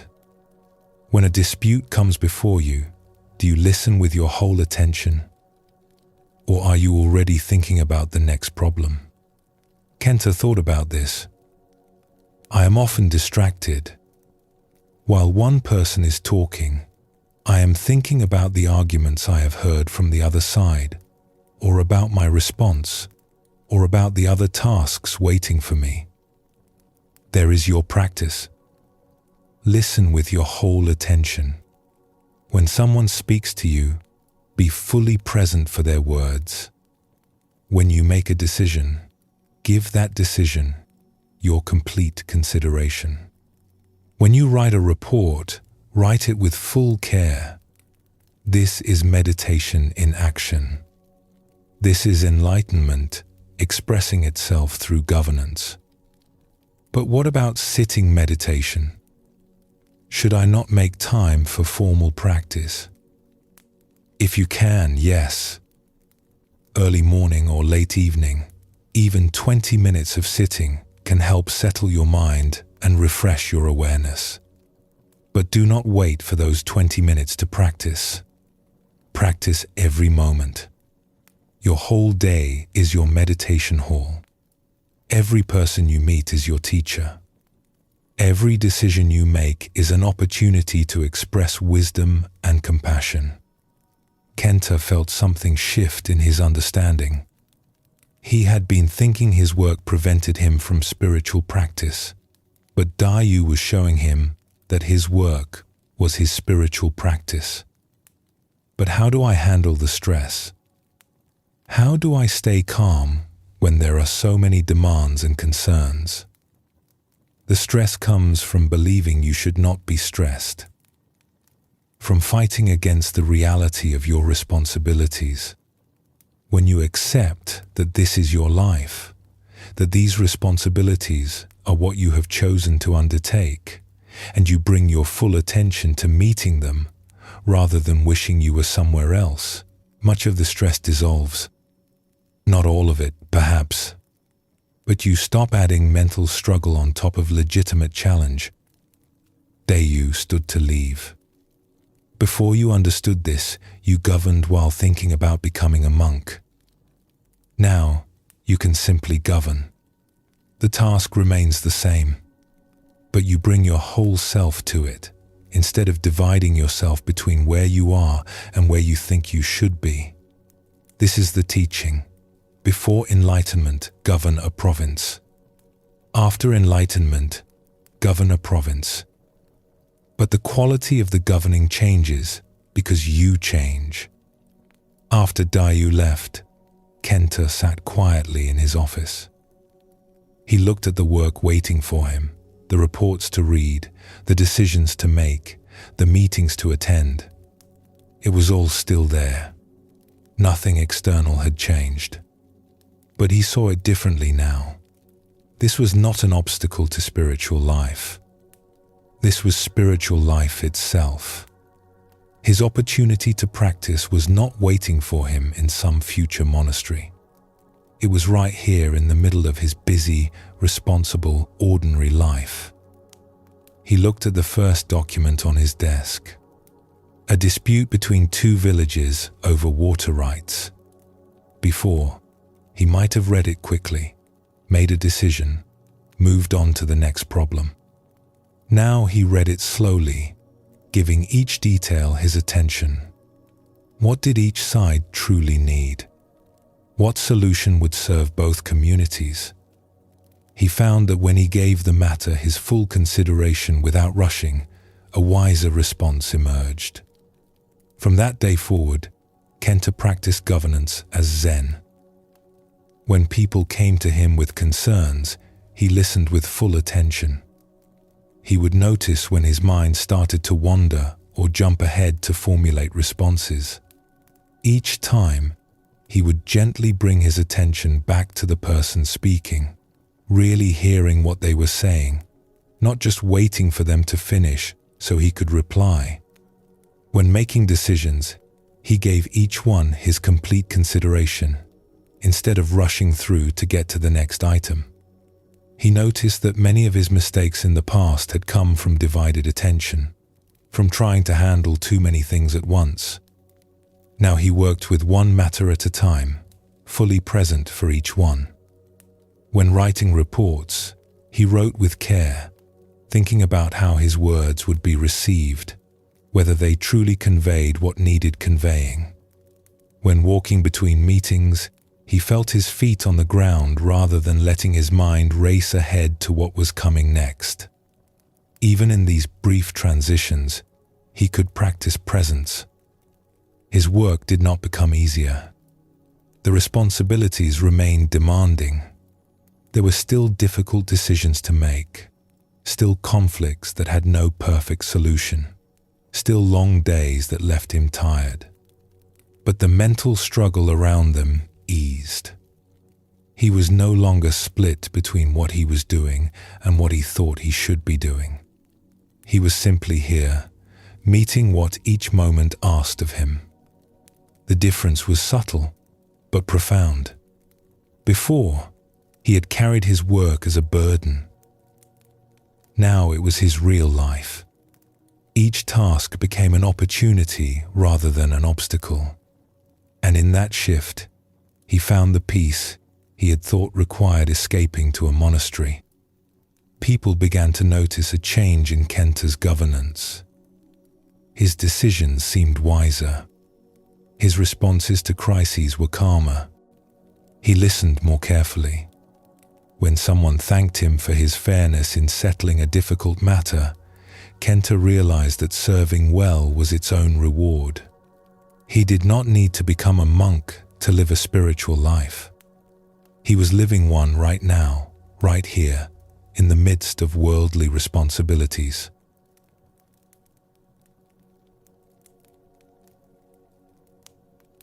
We create separation between spiritual life and ordinary life, between important activities and mundane ones. We think we need special conditions for peace and wisdom. But the old teachers kept showing that peace and wisdom are available right in the middle of ordinary activity, when we bring full presence to whatever we are actually doing. This does not mean we never need formal practice. Meditation, study, time for reflection, these all have value. But their value is in helping us live more fully, not in providing escape from living. The monk returns from the meditation hall to sweep floors. The official brings the quality of attention cultivated in morning meditation into afternoon meetings. Practice and life are not separate. They are two names for the same thing. Before enlightenment, chop wood and carry water. After enlightenment, chop wood and carry water. This is not a disappointing teaching. It is a liberating one. We do not need to wait for special circumstances to practice. We do not need to escape our responsibilities to find peace. We can begin right now, right here, with whatever task is in front of us. This moment, this activity, this ordinary life is already the perfect place for practice. Take a gentle breath now. Whatever you are doing in this moment, whatever circumstances you find yourself in, this is not preventing your peace. This is where peace lives, right in the middle of your actual life.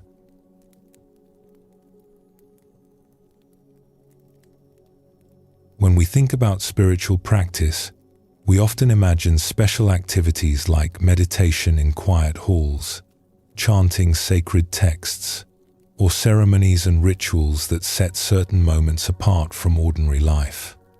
We create categories in our minds where this activity is spiritual and that activity is mundane. This place is holy and that place is ordinary. This time is for practice and that time is for getting through daily necessities. Buddhism teaches that these divisions are created by our thinking, not by reality itself. Zen masters throughout history have pointed to a different understanding. The sacred is not separate from the mundane. The holy is not apart from the ordinary. Every moment is sacred when we bring our full presence to it. Every activity becomes holy when we meet it with complete attention. The Buddha did not teach his disciples to spend all their time in meditation. He taught them to bring awareness into every aspect of life, to eat mindfully, walk mindfully, speak mindfully, and work mindfully. The practice was not confined to special activities but woven into the fabric of daily living. This teaching challenges how we organize our lives. We set aside time for what we consider important and rush through what we consider unimportant. We honor certain activities as valuable and dismiss others as necessary drudgery. But the old teachers kept showing that this ranking creates unnecessary suffering. When we decide that half our life is beneath us, we make ourselves miserable during that half. The sacred is not something we add to life through special practices. It is what reveals itself when we stop rushing past our actual experience. When we slow down enough to truly see what we are doing, even the simplest task can become a gateway to peace and presence. A story about this comes from a young monk named Sato, who joined a monastery full of enthusiasm for spiritual practice. He had read many books about Buddhism and meditation. He imagined that monastery life would be filled with profound teachings, deep meditation sessions, and discussions of ultimate truth with wise masters. When Sato arrived, the head monk assigned him to work in the kitchen for his first year. His main responsibility was cleaning, washing dishes after meals, scrubbing pots, sweeping the kitchen floor, wiping down counters, taking out waste. The same tasks every day, morning and evening, after each meal. Sato was disappointed and confused. He had come to the monastery to practice Buddhism, not to wash dishes. This felt like menial labor, something that kept him from real practice. He would rush through the cleaning as quickly as possible, then go sit in the meditation hall. That was where he thought real spiritual work happened. The kitchen master was an old monk named Eiji, who had been at the monastery for 50 years. Eiji moved slowly through his work, giving careful attention to every task. When he washed a pot, he cleaned it thoroughly. When he swept every corner. When he prepared vegetables, he handled each one with care. He seemed content with his work, even peaceful, which Sato found puzzling. One evening after dinner, Sato was rushing through the dishes, clattering bowls as he stacked them, splashing water carelessly. Eiji came over and stood quietly nearby, watching. "Why are you in such a hurry?" Eiji asked gently. "I want to finish so I can go meditate," Sato replied. "I did not come here to spend my time washing dishes." Eiji picked up one of the bowls Sato had washed. He examined it carefully, then held it out. There were still grains of rice stuck to the side. "When you wash dishes," Eiji said, "do you wash them? Or do you think about meditating while your hands move through the motions?" Sato felt embarrassed. "I am sorry. I will wash it again. I am not criticizing you. I am asking you a question. Where is your mind when you wash dishes?" "My mind is on my practice, on meditation, on studying the teachings." "And where are your hands?" "Here, washing dishes." "So your mind is in one place and your body is in another place. How can you be at peace when you are split like this?" Eiji set down the bowl. Buddhism teaches that practice is not about dividing our time between important spiritual activities and unimportant daily tasks. Practice is bringing our whole attention to whatever we are actually doing. When you meditate, meditate. When you wash dishes, wash dishes. "But washing dishes is not spiritual practice," Sato protested. "It is just cleaning up after meals." Eiji smiled. "Who decided this? Who drew a line and said meditation is sacred but cleaning is ordinary? Zen teaching shows us that any activity done with full presence is practice. Any moment given complete attention is sacred. When you wash a bowl with your whole attention, you are practicing Buddhism. When you sit in meditation thinking about how much more important meditation is than washing bowls, you are not practicing." He picked up a bowl and began washing it himself. His movements were slow and careful. He felt the curve of the ceramic under his hand. He made sure every grain of rice was removed. He rinsed it thoroughly. He set it down gently to dry. The whole process took perhaps a minute, but there was something about the way he did it that commanded attention. He was completely present for washing one bowl. "This bowl," Eiji said, "holds food that nourishes the monks who practice here. Treating it with respect, cleaning it well, this is serving the community. This is supporting the practice of everyone in this monastery. How is this less important than sitting on a cushion?" The Buddha taught that right action in daily life is part of the path, not a distraction from it. Over the following weeks, Sato tried to practice what Eiji had shown him. It was harder than he expected. His mind would wander constantly. While washing one dish, he would be thinking about the next dish. While sweeping, He would be planning what to do after sweeping. His body was present, but his attention was always somewhere else. He would catch himself rushing again, moving quickly through the tasks so he could get to what he still considered real practice. The habit of dismissing his work as unimportant was deeply ingrained. His mind kept creating a story that the dishes were an obstacle and meditation was the goal. Even when he tried to be present, he was trying in a way that created more mental effort and struggle. But gradually, he began to notice something.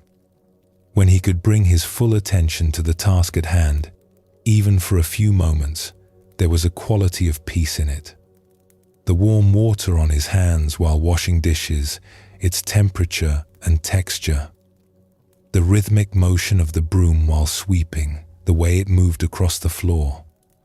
The satisfaction of seeing a clean counter, knowing someone else would benefit from his care. These simple things held their own completeness when he was actually present for them. He began to see that AG was right. The peace did not come from the activity itself, but from the quality of attention he brought to it. When his mind was elsewhere, even sitting in meditation felt agitated and uncomfortable. When he was fully present, even scrubbing a pot had a quality of calm.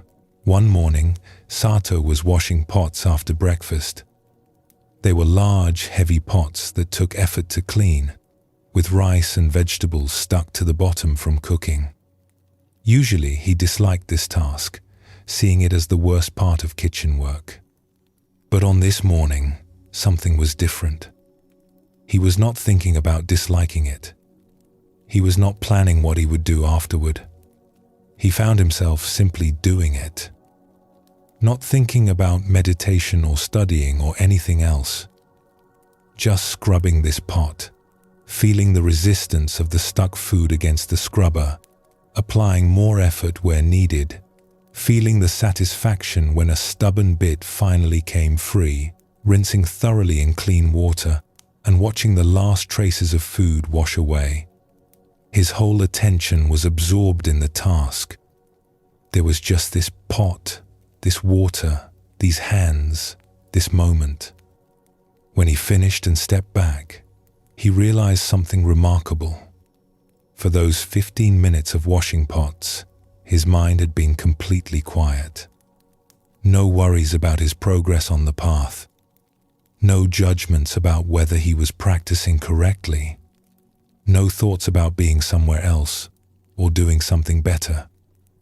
Just complete presence with what he was actually doing. This was the same quality of peace he sometimes touched in meditation. That sense of being fully here, fully alive, not wanting anything to be different. But it had come not from sitting on a cushion in the meditation hall, but from washing pots with full attention in the kitchen. The activity did not matter. The presence mattered. That evening, Sato found Eiji in the kitchen preparing vegetables for the next day. "Eiji, I think I am beginning to understand what you were trying to show me." The old monk looked up from his cutting board. "What do you understand?" "That the dishes are not less important than meditation. That cleaning the kitchen is not separate from spiritual practice. That any activity done with full presence is sacred." Eiji nodded and continued cutting. "That is good. Now you can begin to actually live here instead of waiting for your real life to start. For a year, you have been in this kitchen, but not really here. You have been somewhere else in your mind, thinking about more important things. Now maybe you can discover what is right in front of you. Should I still go to the meditation hall?" "Of course. Meditation is valuable, but bring to meditation the same presence you are learning to bring to washing dishes. And bring to washing dishes the same respect you give to meditation. They are not two different things. They are both opportunities to be fully awake in this moment. Sato bowed deeply. Thank you for your patience. I have been treating this work as punishment, as something keeping me from practice. I see now that it was practice all along. I was just not practicing. Eiji smiled. Every moment is an opportunity. When we create hierarchies about which moments are important and which are not, we waste half our lives waiting for the important ones. Zen teaches us that this moment, whatever it contains, is the only moment there is. Give yourself to it completely. This is the whole teaching.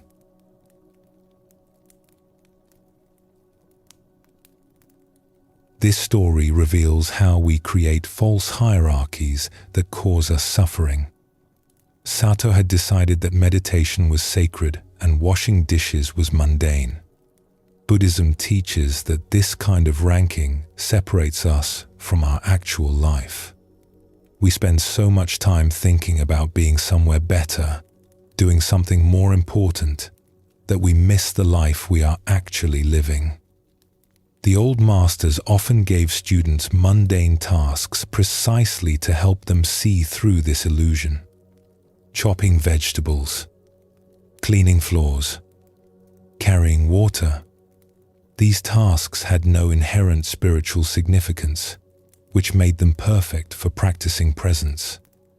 There was nothing impressive about them, so students could not use them to build up their spiritual ego. There was just the simple fact of doing what needed doing, which is the essence of practice. When we bring full attention to any task, no matter how simple or ordinary, we practice the same awareness we cultivate in meditation. Zen teaching shows us that the quality of attention matters more than the activity itself. Washing dishes with complete presence is more valuable than sitting in meditation while thinking about how spiritual you are. Let us explore another aspect of this teaching. A woman named Yori lived in a village and worked as a cleaner for several wealthy families. Each day she would go to their houses and sweep floors, dust shelves, wash windows, scrub pots, and tidy rooms. The work was tiring and not well paid. She would often feel discouraged, thinking her life lacked meaning compared to people with more important positions. One of the families she worked for had invited a visiting teacher to stay with them. His name was Master Hakuin, and he was known for his direct and practical approach to teaching. One afternoon, Yori was cleaning the guest room where Hakuin was staying. She worked quietly, not wanting to disturb him, but he noticed her and spoke. "You work with care," he said. Yori was startled. She had not expected him to address her. She bowed quickly. "Thank you, sir. I try to do my work properly." "Why do you clean houses?" he asked. "It is my livelihood. I have no other skills." "That is not what I asked. Why do you clean? What is the purpose of your work?" Yori thought about this. "To make things clean, I suppose. To keep the house orderly." "And why does that matter?" She found the question strange. "Because people cannot live well in dirty, disordered spaces. Clean surroundings create peace. They allow people to think clearly and live comfortably." Hakuin nodded. "So your work creates conditions for others to live well. You serve the peace and well-being of everyone in this household. How is this not sacred work?" Yori looked at him uncertainly. "But I am just a cleaner. This is ordinary work, not spiritual practice. The Buddha taught that right livelihood is part of the path. Work that serves others and causes no harm is spiritual practice. When you clean this room, you do it so I can rest well and teach clearly. When you clean the kitchen, you make it possible for the family to prepare nourishing meals. When you bring order to the household, you support everyone who lives here. This is compassionate action. This is Buddhism in daily life. He gestured around the room. Look at what you have done here. The floor is swept clean. The shelves are dusted. The bedding is fresh. You have created a peaceful space. Someone else will benefit from your care and effort. How can you call this unimportant? Yori felt tears rising unexpectedly. For years she had felt that her work was beneath notice, that her life lacked the significance of people with impressive positions or spiritual practices. But Hakuin was showing her that her daily work, when done with care and attention, was already spiritual practice. It was already service. It was already meaningful. But I do not meditate or study teachings, she said. I just clean houses. When you sweep this floor, are you thinking about other things? Or are you present for the sweeping? Usually I am thinking about other things. About my worries. About what I need to do next. About my life. There is your practice. Bring your full attention to your work. When you sweep, just sweep. When you dust, just dust. Let your work become your meditation. Not thinking about how your life should be different, but giving yourself completely to what you are actually doing. This is Zen practice. This is the path. Hakuin stood and walked to the window, which Yori had cleaned until it was perfectly clear. This window is so clean that I can see through it easily. I can appreciate the garden outside. Your care made this possible. You think this is just cleaning, but you have given me a gift. You have served my practice by creating a peaceful environment. Zen teaching reminds us that we all support each other. Your work supports my teaching. My teaching might support someone else's awakening. We are all connected in this web of service. After Hakuin left the room, Yori sat for a moment with what he had said. Her work was not separate from spiritual life. It was spiritual life. Every floor she swept, every dish she washed, every surface she cleaned, all of it created conditions for others to live well. All of it was service. All of it mattered. From that day forward, Yori approached her work differently. She still cleaned houses. The tasks remained the same. The floors still needed sweeping. The windows still needed washing.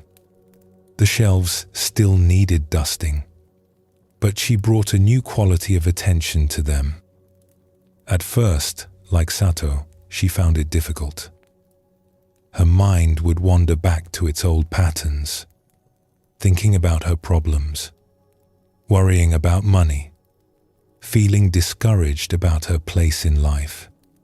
But each time she noticed her mind had drifted, she would gently bring her attention back to what she was actually doing. Back to the broom in her hands. Back to the cloth on the window. Back to this moment, this task. When she swept with care, making sure to clean thoroughly, getting into corners that she used to rush past. She found there was satisfaction in doing the work well, in knowing that she was truly serving the household. When she washed windows, she worked until they were perfectly clear, until someone looking through them would barely notice the glass was there. Each window became an opportunity to create clarity. When she organized shelves, she thought about the people who would use them.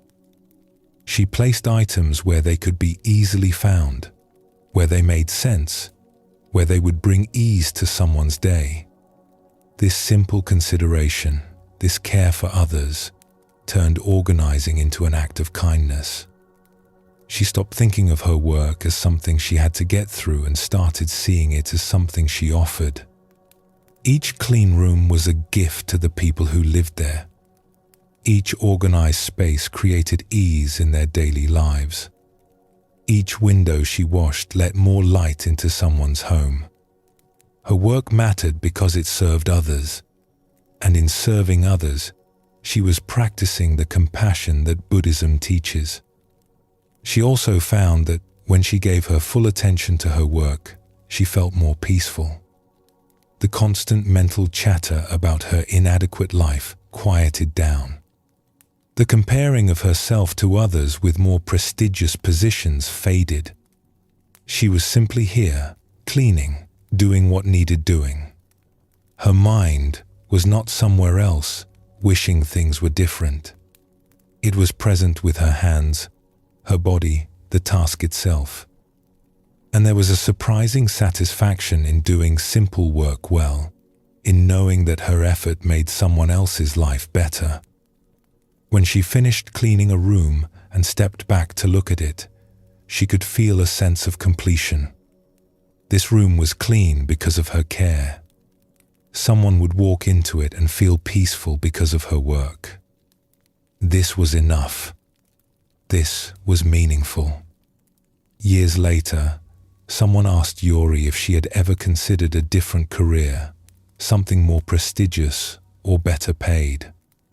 Perhaps she could have learned a trade, they suggested, or worked in a shop where she would be more visible and respected.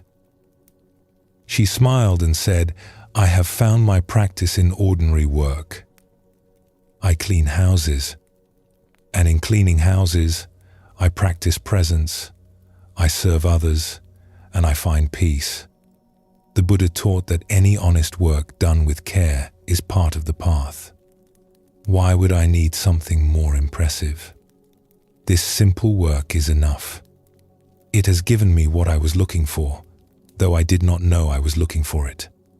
I am at peace with my life. How many people with impressive positions can say that?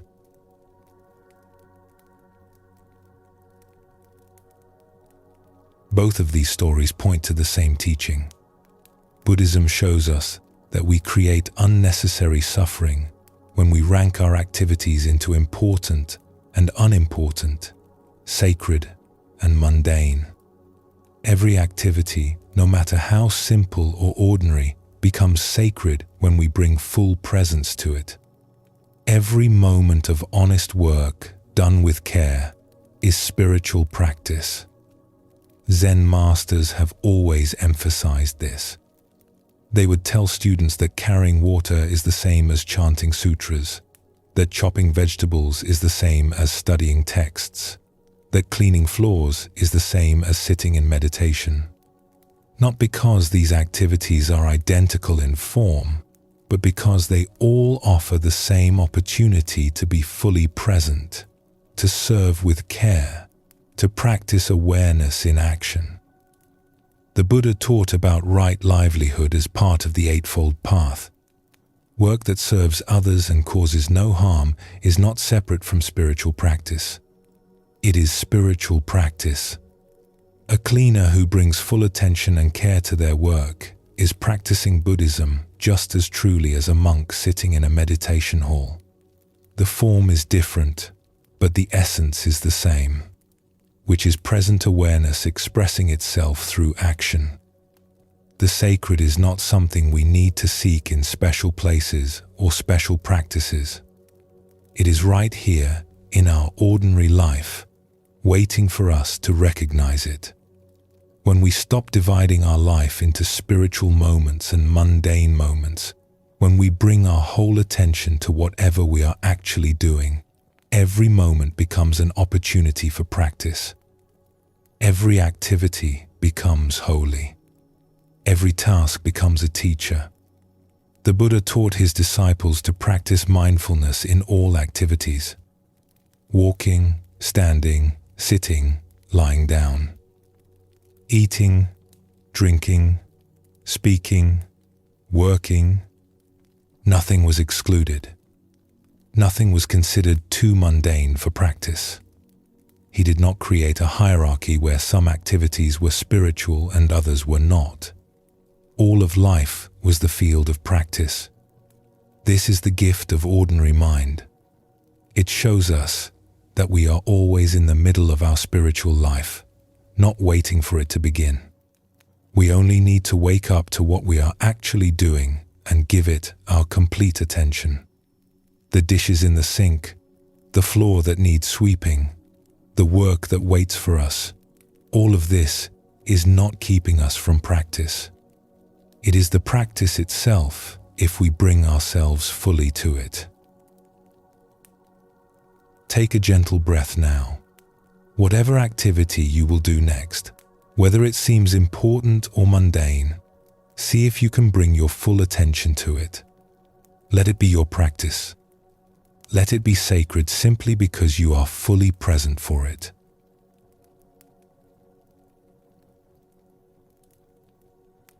There is a quality that many people find disappointing when they first encounter real Zen teaching. They arrive expecting profound wisdom, mysterious koans, dramatic insights that will transform everything. What they often receive instead is simple, direct instruction that sounds almost too ordinary to be valuable. Drink your tea. Sweep the floor. Pay attention to what you are doing. A student once traveled for months to meet a famous master. When he finally arrived and asked for the deepest teaching, the master said, "Have you eaten breakfast?" The student said yes. The master replied, "Then go wash your bowl." The student was confused and frustrated. He had journeyed so far for this, but the master had given him exactly what he needed, though it would take years for him to understand it. Zen teaching points again and again to the ordinary as complete in itself, not as a stepping stone to something better, not as practice for some future attainment, but as already whole, already perfect, already enough. This is difficult for us to accept because we have learned to always reach for something more impressive, something special, something that will set us apart or make us feel significant. Buddhism teaches that this reaching itself creates suffering. We are never satisfied with what we have because we believe satisfaction lies in something we do not yet possess. We cannot rest in the ordinary because we have decided the ordinary is insufficient. We keep seeking the extraordinary, not realizing that the search itself prevents us from recognizing the completeness of what is already here. The highest teaching in Zen is sometimes called nothing special, not because it lacks depth or value, but because it points to reality as it actually is, stripped of our ideas about what it should be. When we stop adding our fantasies and expectations on top of life, what remains is simple, direct, and completely sufficient. There was once a student named Mina who had been practicing at a temple for 3 years. She was sincere and dedicated, attending every teaching session, sitting in meditation daily, studying the texts carefully. She had learned many sophisticated concepts about emptiness and Buddha nature and enlightenment. She could discuss these ideas with intelligence and insight. But Mina felt frustrated. Despite all her learning, despite her dedicated practice, she did not feel enlightened. She did not feel transformed. She still experienced ordinary thoughts and feelings, ordinary problems and concerns. She had expected that by now, after 3 years of serious practice, something dramatic would have shifted. She would feel different, special somehow, marked by her spiritual progress. The temple had a teacher named Master Fuji who lived in a small cottage at the edge of the grounds. He was very old now and rarely gave formal teachings anymore. But he was still respected as someone who had deep understanding. Mina decided to visit him and ask for guidance. Perhaps he could tell her what she was missing, what additional practice she needed to achieve the transformation she sought. She found him sitting outside his cottage in the afternoon sun, drinking tea. The setting was completely ordinary. No incense burning, no special cushions or altars. Just an old man sitting on a simple wooden bench with a cup of tea, watching birds move through the trees. Mina approached and bowed respectfully. "Master Fuji, may I speak with you?" "Of course." "Sit down. Would you like some tea?" Mina sat on the bench beside him. "Yes, thank you." He poured tea from a plain clay pot into a plain cup and handed it to her. The tea was simple green tea, nothing special. They sat quietly for a few moments, drinking. Mina waited for him to ask why she had come, but he seemed content to just sit and drink tea. Finally, Mina spoke. "Master, I have been practicing here for 3 years. I meditate every day. I study the teachings. I follow the precepts, but I do not feel any different than when I arrived. I thought spiritual practice would transform me, that I would achieve some special state of peace or wisdom. But I still feel like the same ordinary person I always was. What am I doing wrong?" Master Fuji sipped his tea slowly. "What did you hope to become?" "I do not know exactly. Someone wiser, more peaceful. Someone who has transcended ordinary concerns and touched something deeper." "I see. And right now, sitting here drinking tea, what are you experiencing?" Mina paused. "I am sitting here with you, drinking tea, feeling the warmth of the sun, hearing the birds. Is this not enough? But this is just ordinary experience. This is not enlightenment." Master Fuji smiled. "Who told you enlightenment is something other than ordinary experience? Who said it must be dramatic or special or make you feel transformed?" "Well, all the stories about the masters. They're great insights. They're awakening experiences. Surely enlightenment is something extraordinary. The stories you have heard, they make enlightenment sound impressive because stories require drama to be interesting. But the actual experience the masters pointed to is nothing dramatic at all. It is exactly this."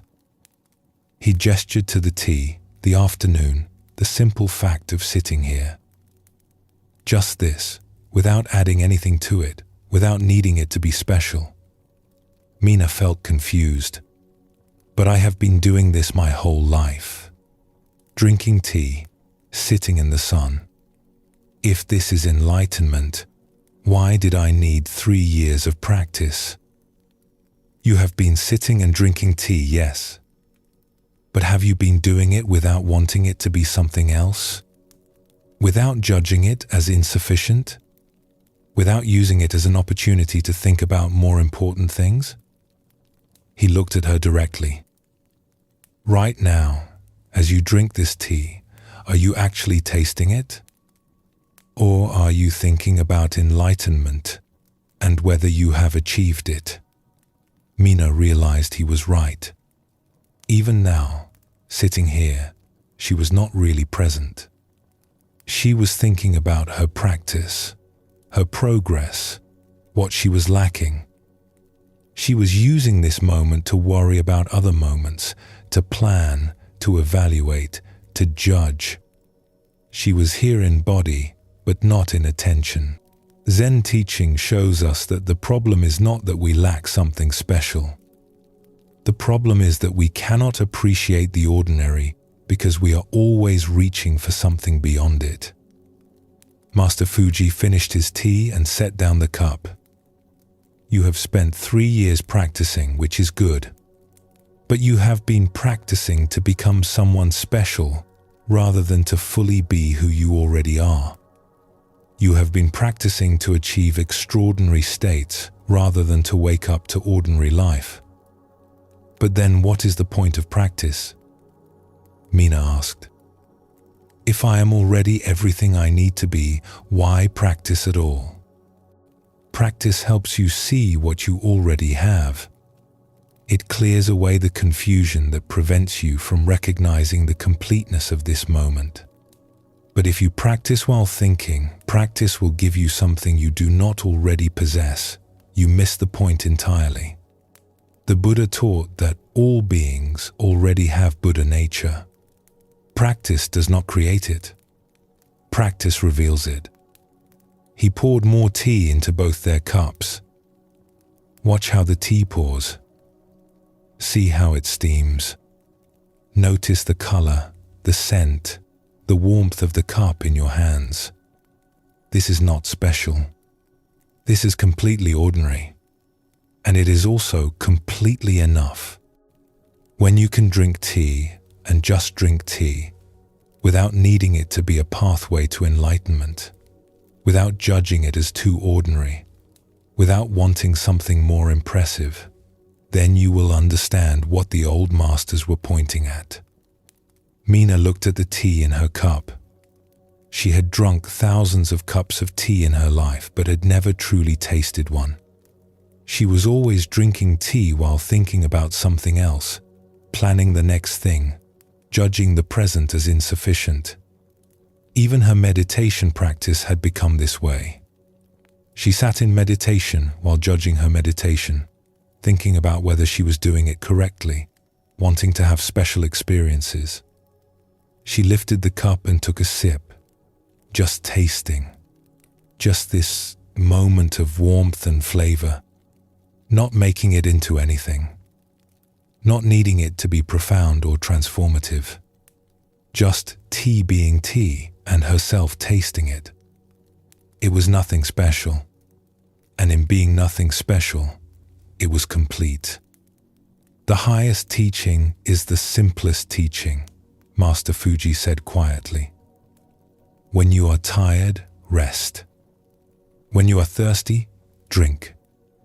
When you walk, walk. When you sit, sit.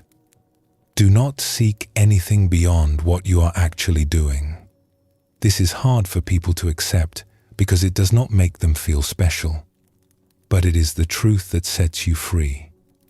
Over the following weeks and months, Meena began to practice differently. She stopped trying to achieve special states in meditation and simply sat, being present for whatever arose. Sometimes her meditation was peaceful. Sometimes it was restless and uncomfortable. She stopped judging one as good practice and the other as bad practice. She simply sat, meeting whatever came.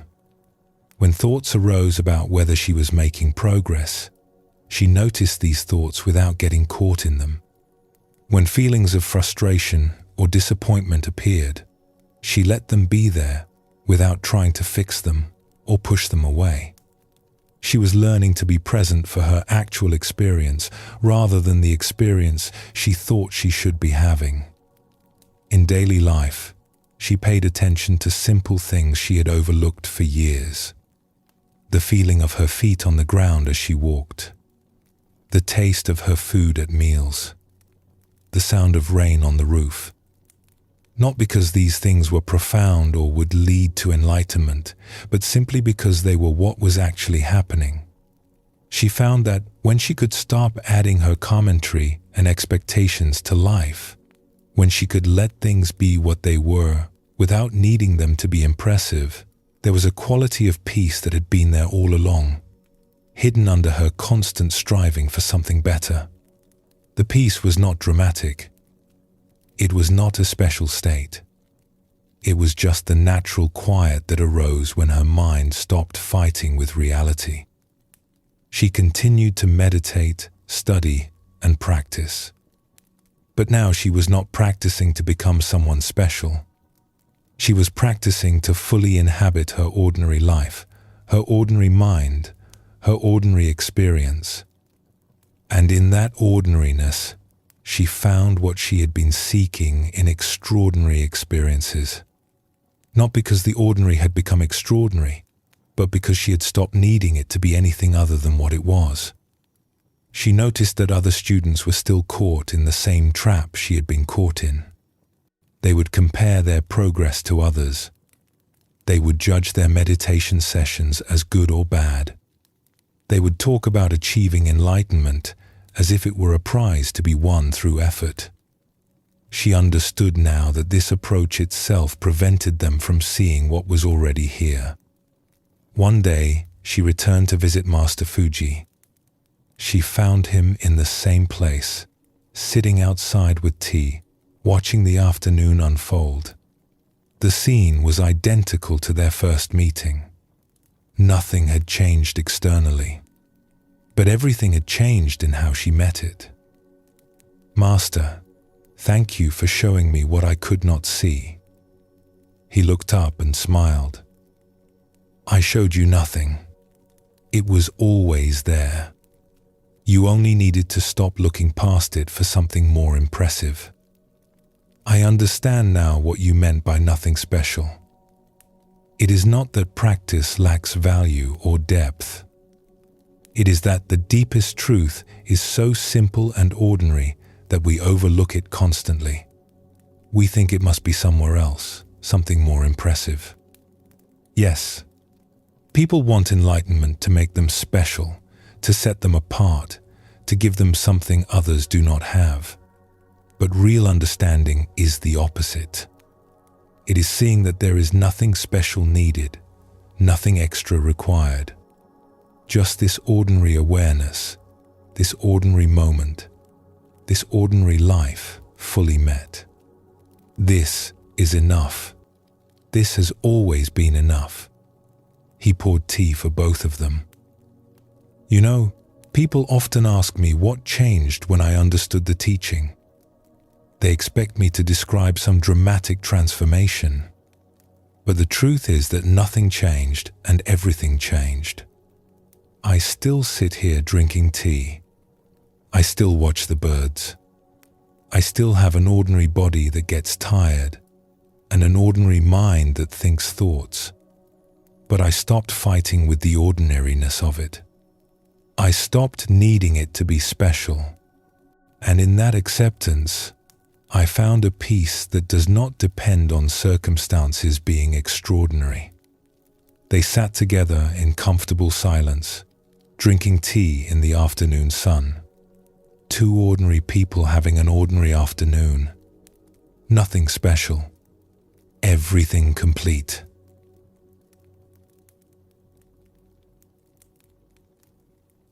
Buddhism teaches that our constant reaching for something more, something special, something that will finally satisfy us, is the source of much suffering.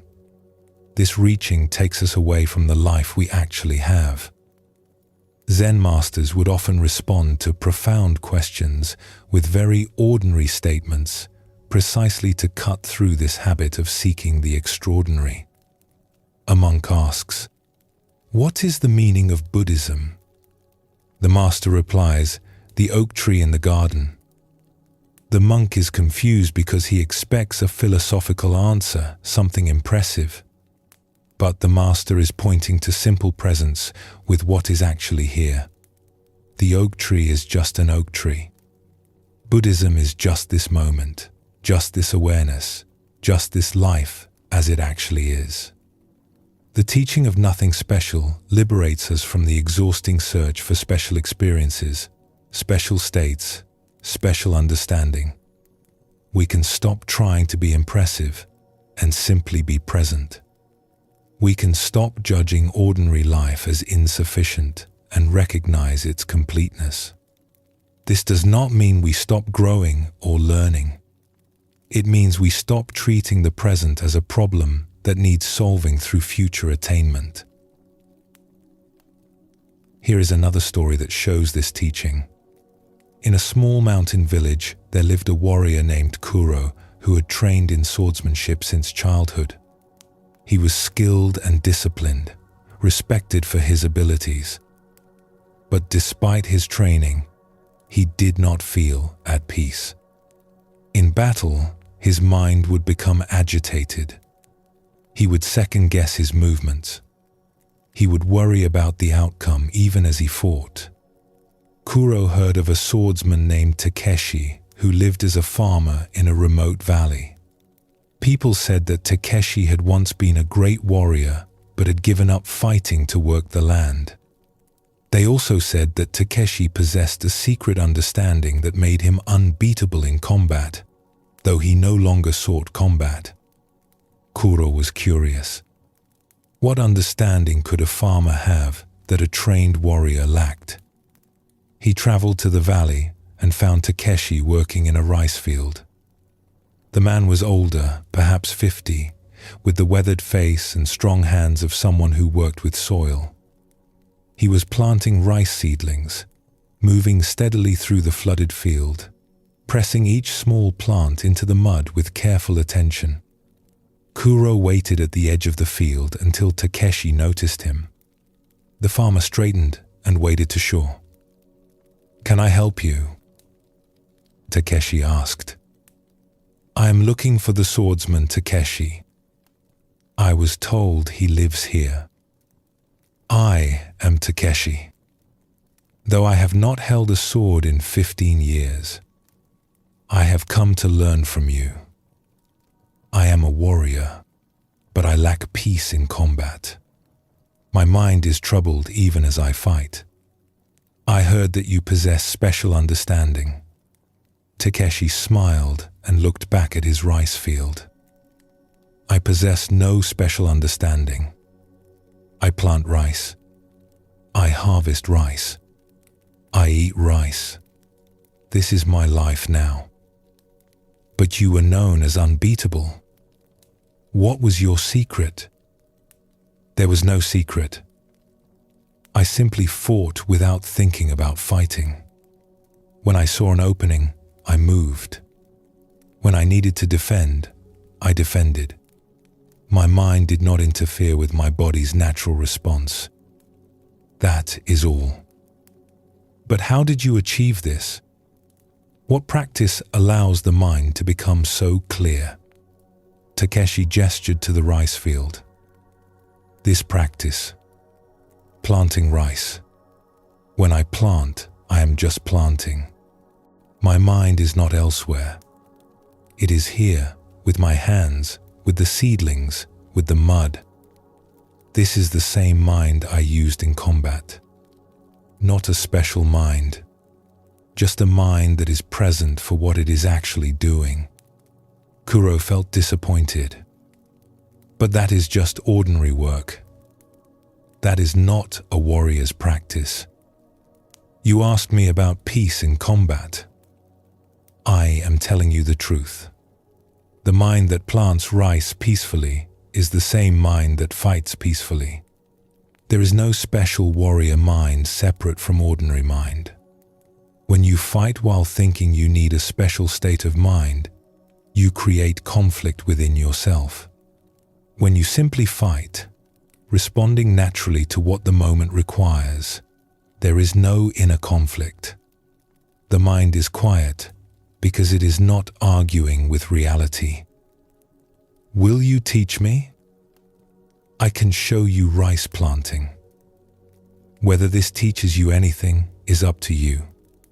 Kuro stayed in the valley for 2 months. Each day, he worked beside Takeshi in the fields. At first, his mind was busy with frustration. This was not what he had come to learn. He was a warrior, not a farmer. He wanted secret techniques, special training methods, insights into combat that would give him an advantage. Not muddy work in rice fields that seemed completely unrelated to swordsmanship. He would plant the seedlings while his mind complained. "This is a waste of time. I should be training with my sword. What does rice farming have to do with combat?" His body was in the field, but his attention was elsewhere, arguing with the situation, judging it as wrong. But gradually, as the days passed and he continued working, something began to shift. One morning, he woke early and went to the field as usual. The sun was just rising, casting long shadows across the water. The air was cool and fresh. He began planting and found that for a few moments, his mind was not arguing. There was just the field, the seedlings, the mud, his hands. No story about what this should be or what he should be learning. Just this moment, this task. The feeling did not last long. Soon his thoughts returned, commenting and judging. But he had glimpsed something.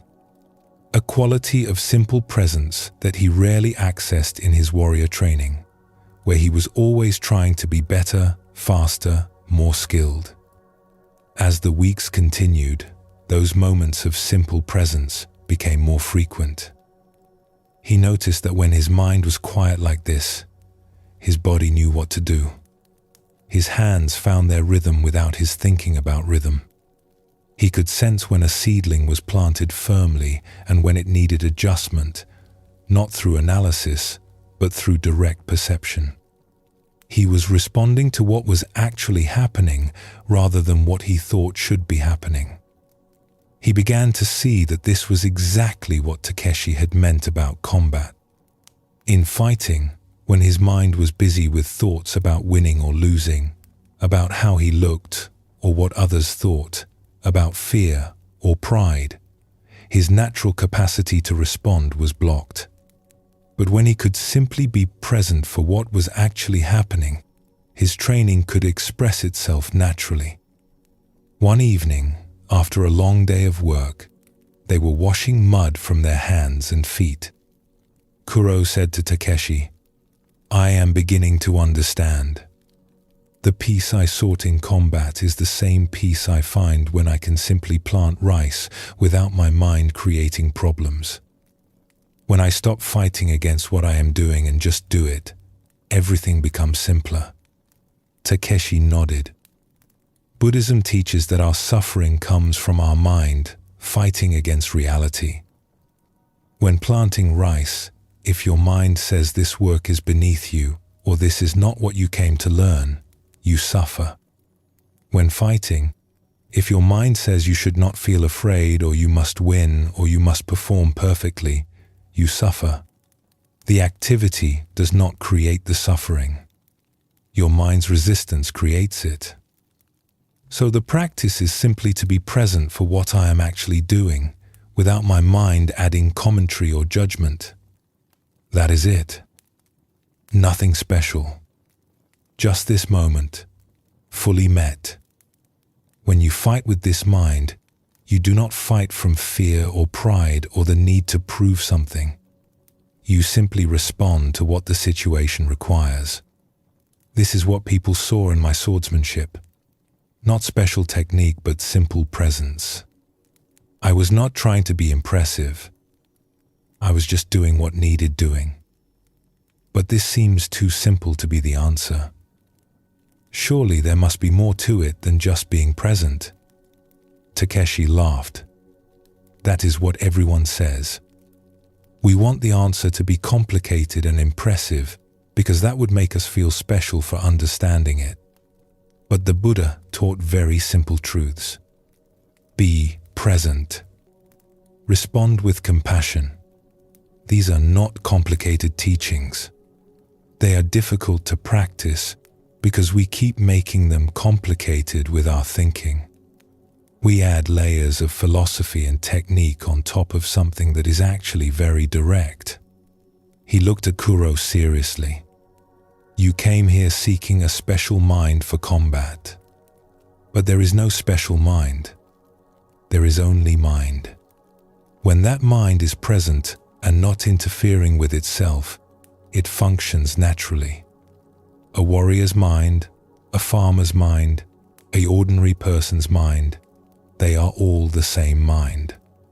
The difference is only in whether we are present for our experience or lost in our thoughts about our experience. When Kuro returned to his duties as a warrior, he brought with him what he had learned planting rice. In combat, he no longer tried to achieve a special state of mind. He did not judge his thoughts or feelings as good or bad. He did not try to suppress fear or manufacture courage. He simply allowed his training to express itself naturally while staying present for what was actually happening. His movements became more fluid. His decisions became clearer. Not because he had learned special techniques, but because he had stopped interfering with his natural capacity to respond.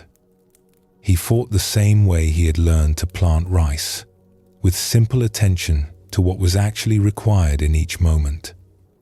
People noticed the change and asked him what training he had undergone, what master had taught him such skill. Kuro would smile and say, "I learned to plant rice.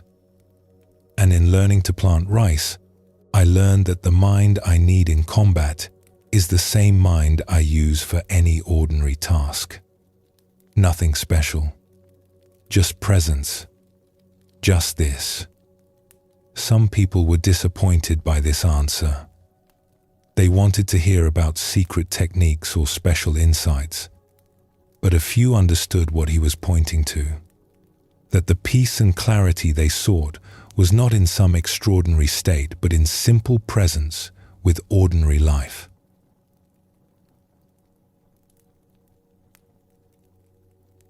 Both stories point to the same teaching. We seek something special, something that will make us different or better or finally satisfied. Buddhism shows us that what we seek is already here in our ordinary experience, our ordinary awareness, our ordinary life. The problem is not that we lack something special, but that we cannot see the value of what is ordinary. Zen masters have always emphasized this. The highest teaching is nothing special, precisely because it is simply what is true. Tea tastes like tea. Rice grows in fields. Awareness is aware. We do not need to add anything to this or make it into something impressive. It is already complete. When we can let our ordinary life be ordinary without judgment, without comparison, without needing it to be special, we discover a peace that does not depend on circumstances being extraordinary. We can find completeness in simple moments. We can rest in ordinary awareness. This is the gift of nothing special. It shows us that we already have everything we need. Take a gentle breath now. This moment is nothing special. It is just this moment. And in being just this moment, it is already complete. Let yourself rest here, in the ordinary miracle of being alive.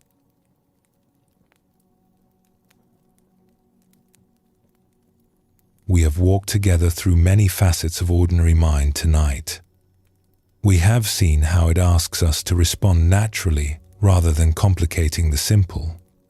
How it shows us that what we seek is already present in our everyday awareness. How daily tasks and spiritual practice are not two different things. All of these point to one understanding. The life you are living right now, with all its ordinary moments and simple tasks, is not preparation for some future spiritual attainment. It is not a waiting room where you mark time until real life begins. This is it. This ordinary life, this ordinary mind, this ordinary moment, already whole, already complete, already home. Buddhism teaches that we suffer not because we lack something essential, but because we do not recognize what we already have. We are like someone searching everywhere for glasses that are resting on their own head. The searching itself prevents us from noticing that what we seek is already with us, has always been with us. could never be anywhere else. Zen masters spent their lives pointing at this simple truth in countless ways. When hungry, eat. When tired, sleep. The oak tree in the garden. Ordinary mind is the way.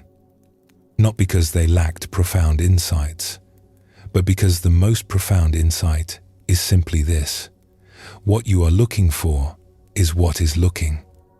The awareness seeking peace is already peaceful. The mind searching for completion is already complete. This is not a concept to understand intellectually. It is something to recognize in your own experience. Not in special moments, but in the most ordinary ones. Not when you finally get everything right, but right now, exactly as things are. The invitation is to stop waiting for a better moment and fully arrive in this one. There is a story about this. An old teacher named Senzo had lived in a small temple for 40 years. He was not famous. He did not give elaborate teachings or attract many students.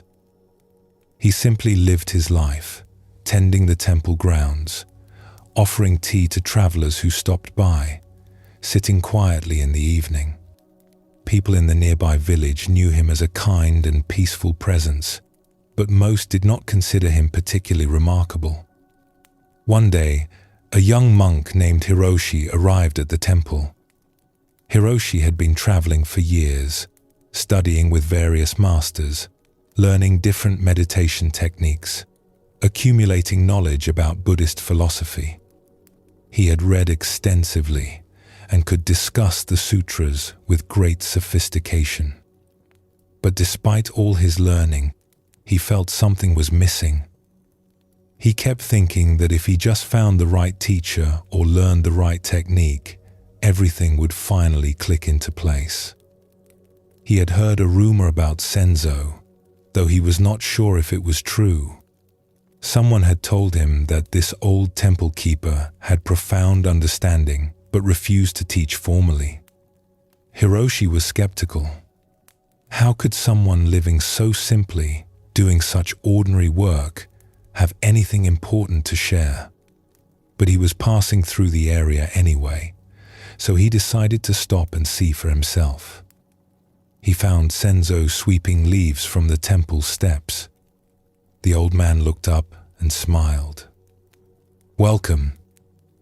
You look like you have traveled far." "I have been studying with various teachers," Hiroshi said. "I came to see if you might have teaching to share." Senzo leaned his broom against the wall. "Come, have some tea. You must be tired." They went inside to a simple room. Senzo prepared tea with careful attention, not making a ceremony of it, but simply making tea the way someone does who has made tea thousands of times. He poured for both of them, and they sat quietly. After a few moments, Hiroshi spoke. "I have heard that you have deep understanding, but you do not teach formally or take students. Why is that?" Senzo sipped his tea. "What is there to teach? I sweep leaves when they fall. I make tea when someone comes. I sit quietly when the day's work is done. This is my life. Where in this would I need to give formal teachings? But surely you have insights to share, understanding that could help others. If I told you that peace is right here in this moment, would you believe me? Or would you think you need to do something special to achieve that peace?" Hiroshi hesitated.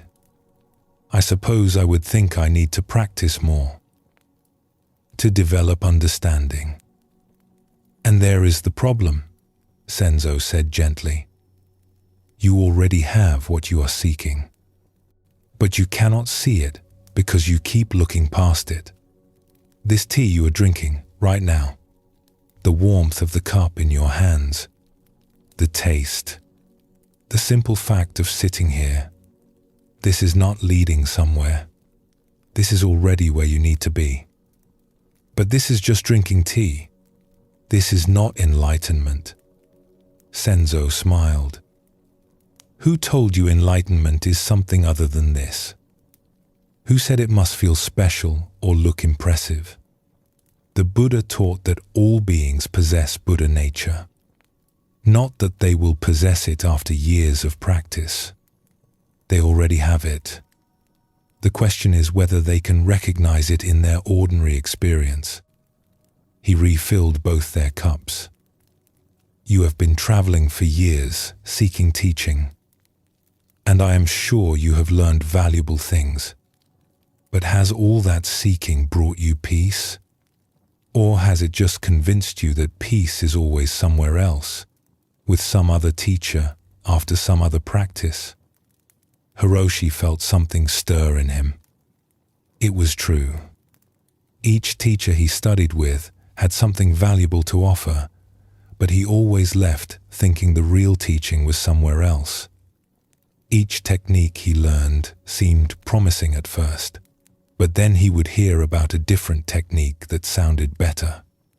He had been seeking for so long that seeking had become his identity. He did not know how to stop. How did you learn to be content with such a simple life? Hiroshi asked. I did not learn contentment. I stopped creating discontent. That is different. For many years, I was like you. I studied and practiced and sought understanding. I believed that if I just worked hard enough, I would achieve something special. But the harder I tried, the more exhausted I became. Finally, I was so tired that I simply stopped. And in that stopping, I noticed something. What did you notice? That the life I was living while seeking something better was already complete. That the mind I was trying to improve was already functioning perfectly. That the moment I was rushing through to get to the next moment already contained everything I needed. I did not need to become someone different. I only needed to stop fighting with who I already was. Senzo stood and walked to the window. Outside, birds were moving through the trees. Look at those birds. They do not practice being birds. They simply are birds, completely and naturally. When they are hungry, they look for food. When they are tired, they rest. They do not worry about whether they are being good birds or achieving their bird potential. They simply live. He turned back to Hiroshi. Zen teaching points us toward this same naturalness. Not the thoughtless existence of animals, but the natural functioning of human awareness when we stop interfering with it. You do not need to become enlightened. You need to stop pretending you are not already what you are. Hiroshi sat with this for a long moment. Can I stay here for a while? Not to learn from you formally, but just to be here? Of course. There is always work to do. Leaves to sweep. Vegetables to tend. Meals to prepare. You are welcome to help with any of it. Hiroshi stayed at the temple for 3 months. Each day, he helped Senzo with the simple tasks of maintaining the place. Sweeping, cleaning, cooking, repairing things that broke, working in the small garden. Nothing impressive or spiritual, just ordinary work done with ordinary attention.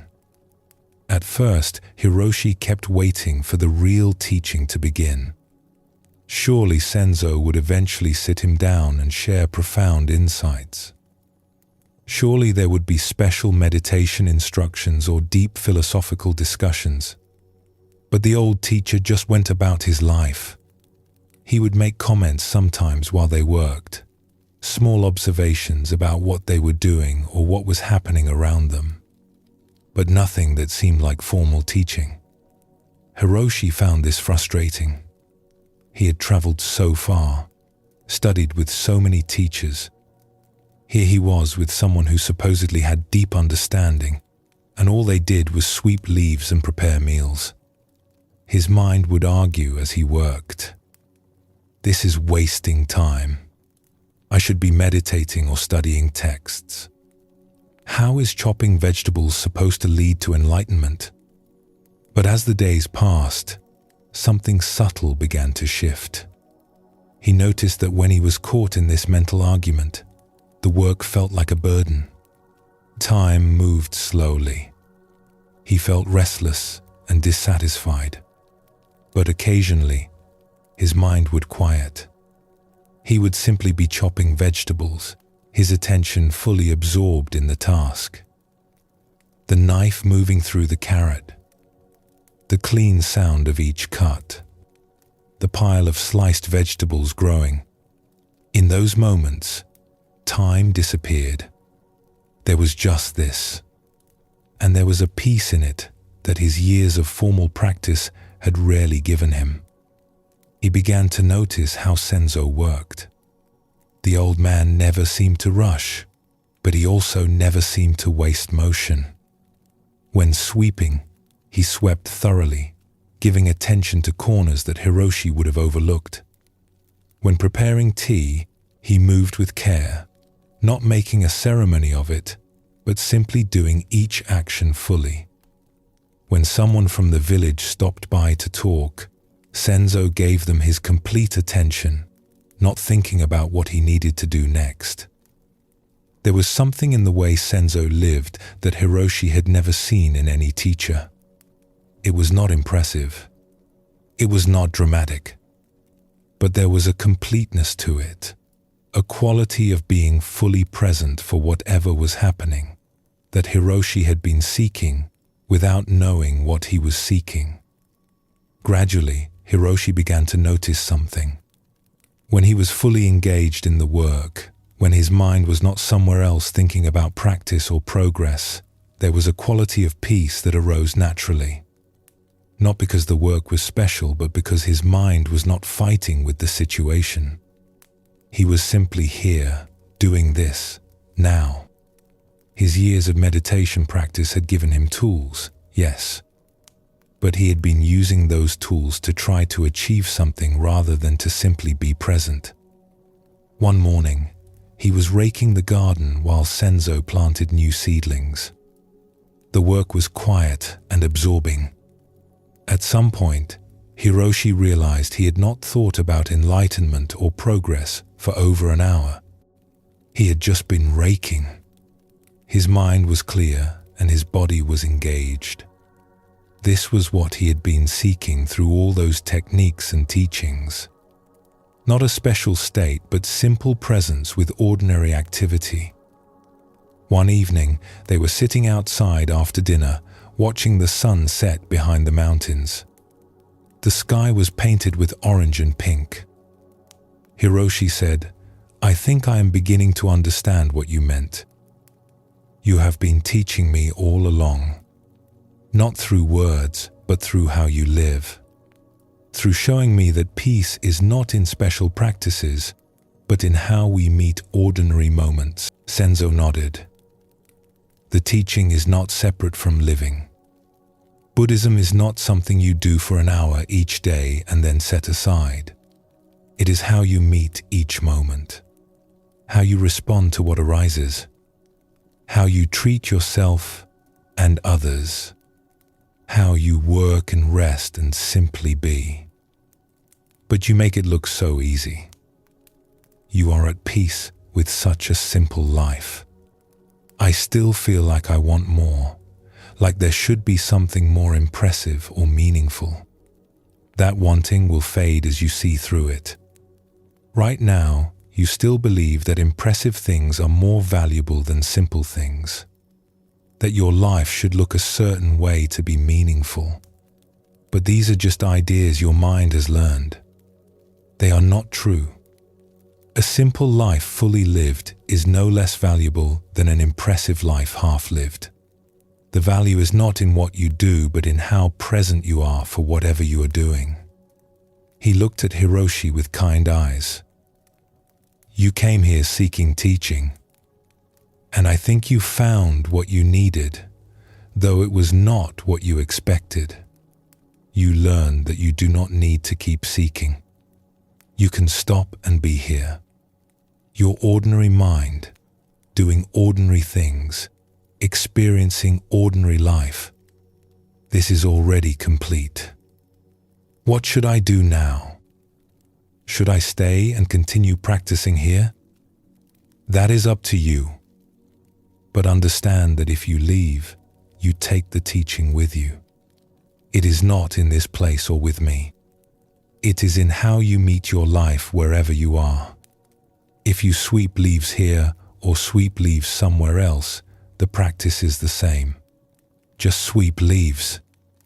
Do not sweep while thinking about enlightenment or comparing yourself to others or judging whether this is valuable. Just sweep. I think I need to return to the world, to see if I can live this way in the midst of ordinary life, not just in the peace of this temple. Senzo smiled. That is wise. The temple is a good place to learn, but the real practice is everywhere. In cities and villages, in work and family, in all the complexity of human life. What you have learned here is just the beginning. When Hiroshi eventually left the temple, he did not leave seeking something else. He had found what he came for, which was the recognition that he already had what he needed. The years of seeking had not been wasted. They had brought him to this understanding. But now he could stop seeking and start living. He returned to a temple where he had once studied and asked if he could help with the daily work. He spent his days cooking, cleaning, tending gardens, helping with whatever needed doing. People who had known him before noticed a change. He seemed more settled, more at peace.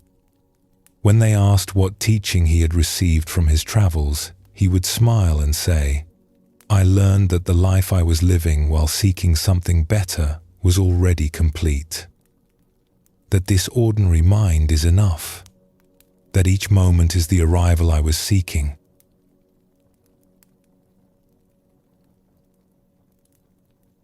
Buddhism teaches that enlightenment is not about achieving a special state, but about recognizing what is already true. The Zen masters did not spend decades in practice to become something they were not.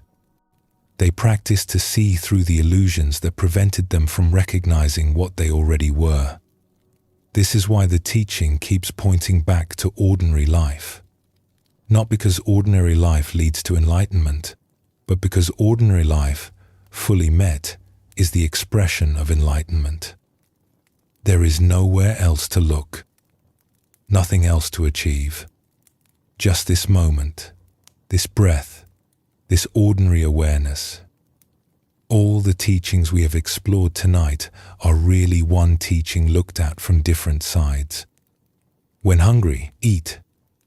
Your everyday mind is the path. Before enlightenment, chop wood.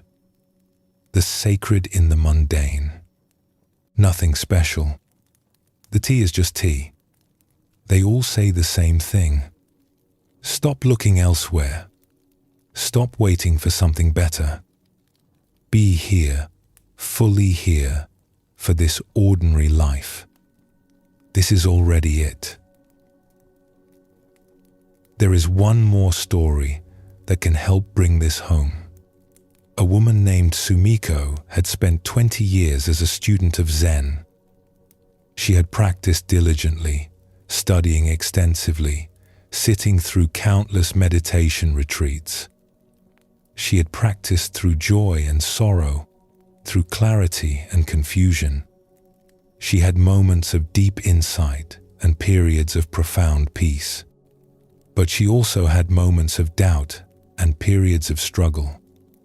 Through it all, she kept practicing, kept seeking, kept trying to deepen her understanding.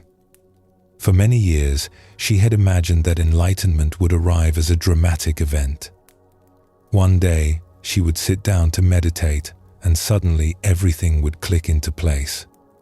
The seeking would end. The questions would be answered. She would finally feel like she had arrived at what she had been working toward for 2 decades. But as the years passed, this dramatic event never came. She had insights, yes. Moments of clarity where she understood something she had not understood before. But always, after the insight faded, she was still herself. Still the same person with the same ordinary mind, the same daily concerns, the same mixture of peace and struggle.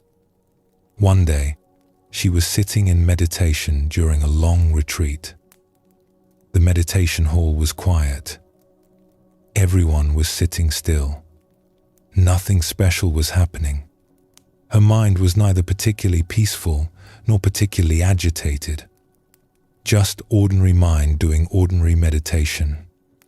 And in that ordinariness, something clicked. She realized something that made her laugh, though she kept it quiet out of respect for the others meditating. She had spent 20 years trying to be someone different, someone more spiritual, someone who had achieved understanding. But the person doing all that seeking was already who she needed to be. Her ordinary mind, the awareness that had been with her through every meditation session and every moment of daily life, was already complete. She had been carrying what she sought the entire time. It was like suddenly seeing her own face after years of looking everywhere else for it. How could she have missed something so obvious? The awareness that noticed her breath in meditation was the same awareness that tasted her food at meals, that heard sounds, that experienced everything. It had never been lacking anything. It had never needed to become different. She had just been looking past it, through it, beyond it, thinking enlightenment must be something more special. This realization did not arrive with dramatic fanfare. There were no lights or visions or overwhelming feelings. It was more like noticing something obvious that had been hidden in plain sight. Like realizing you have been wearing your glasses while searching for them. Simple, undramatic, but complete. After this, her practice did not change much externally. She still meditated.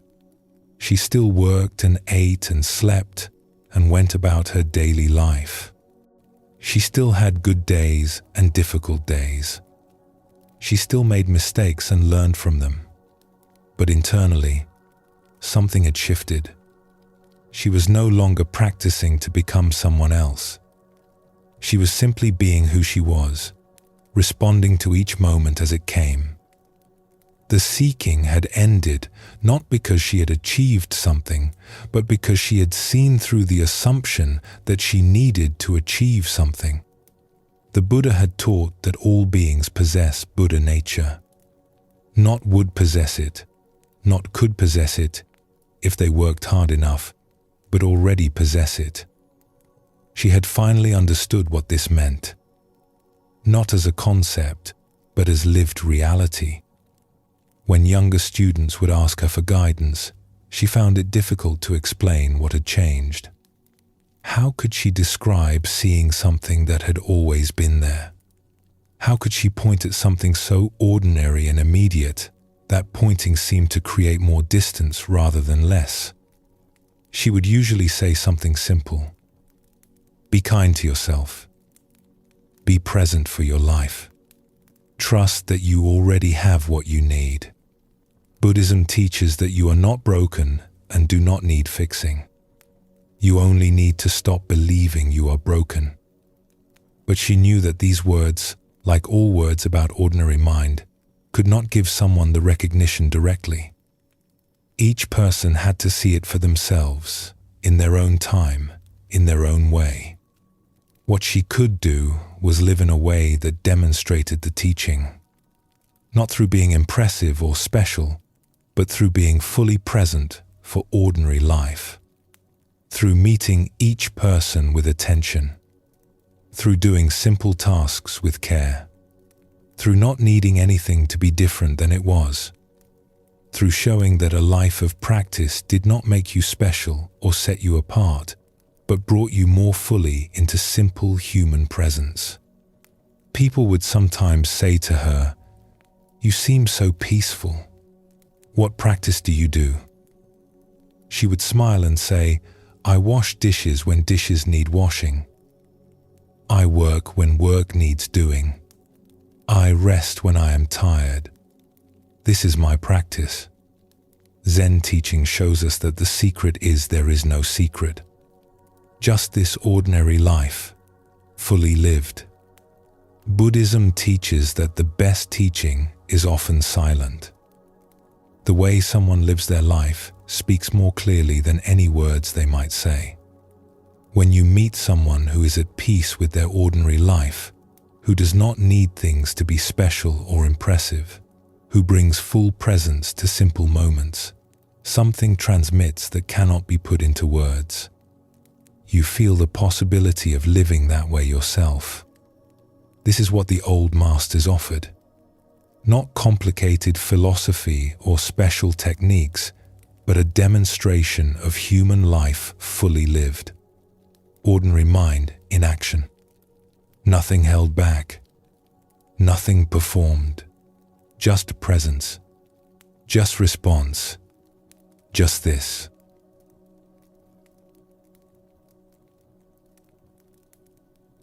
As we complete this exploration of ordinary mind, you might notice that everything we have discussed is available to you right now. You do not need to achieve anything or become anyone different. The awareness that has been listening to these words is the same awareness the Buddha had, the same awareness all the masters cultivated. It is already here, already functioning, already complete. The practice is not to create this awareness, but to recognize it and trust it. To stop looking past it for something more special. To meet your ordinary life with the understanding that it is already sacred, already whole, already enough. Tomorrow, you will wake up.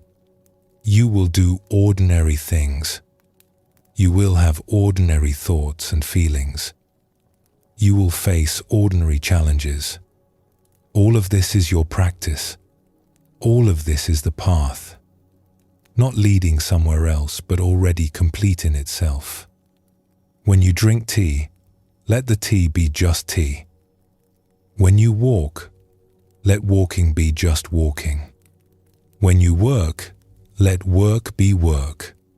Not as a technique to achieve something, but as a simple recognition that this moment, exactly as it is already where you need to be. This is ordinary mind. Not an achievement, but a recognition. Not a destination, but an arrival at where you have always been. Not something special, but the ordinary miracle of being alive, fully met, completely here. Take a gentle breath now. Feel yourself resting in this moment. Nothing to achieve. Nowhere to go. Just this. Just here. Just now. Already home.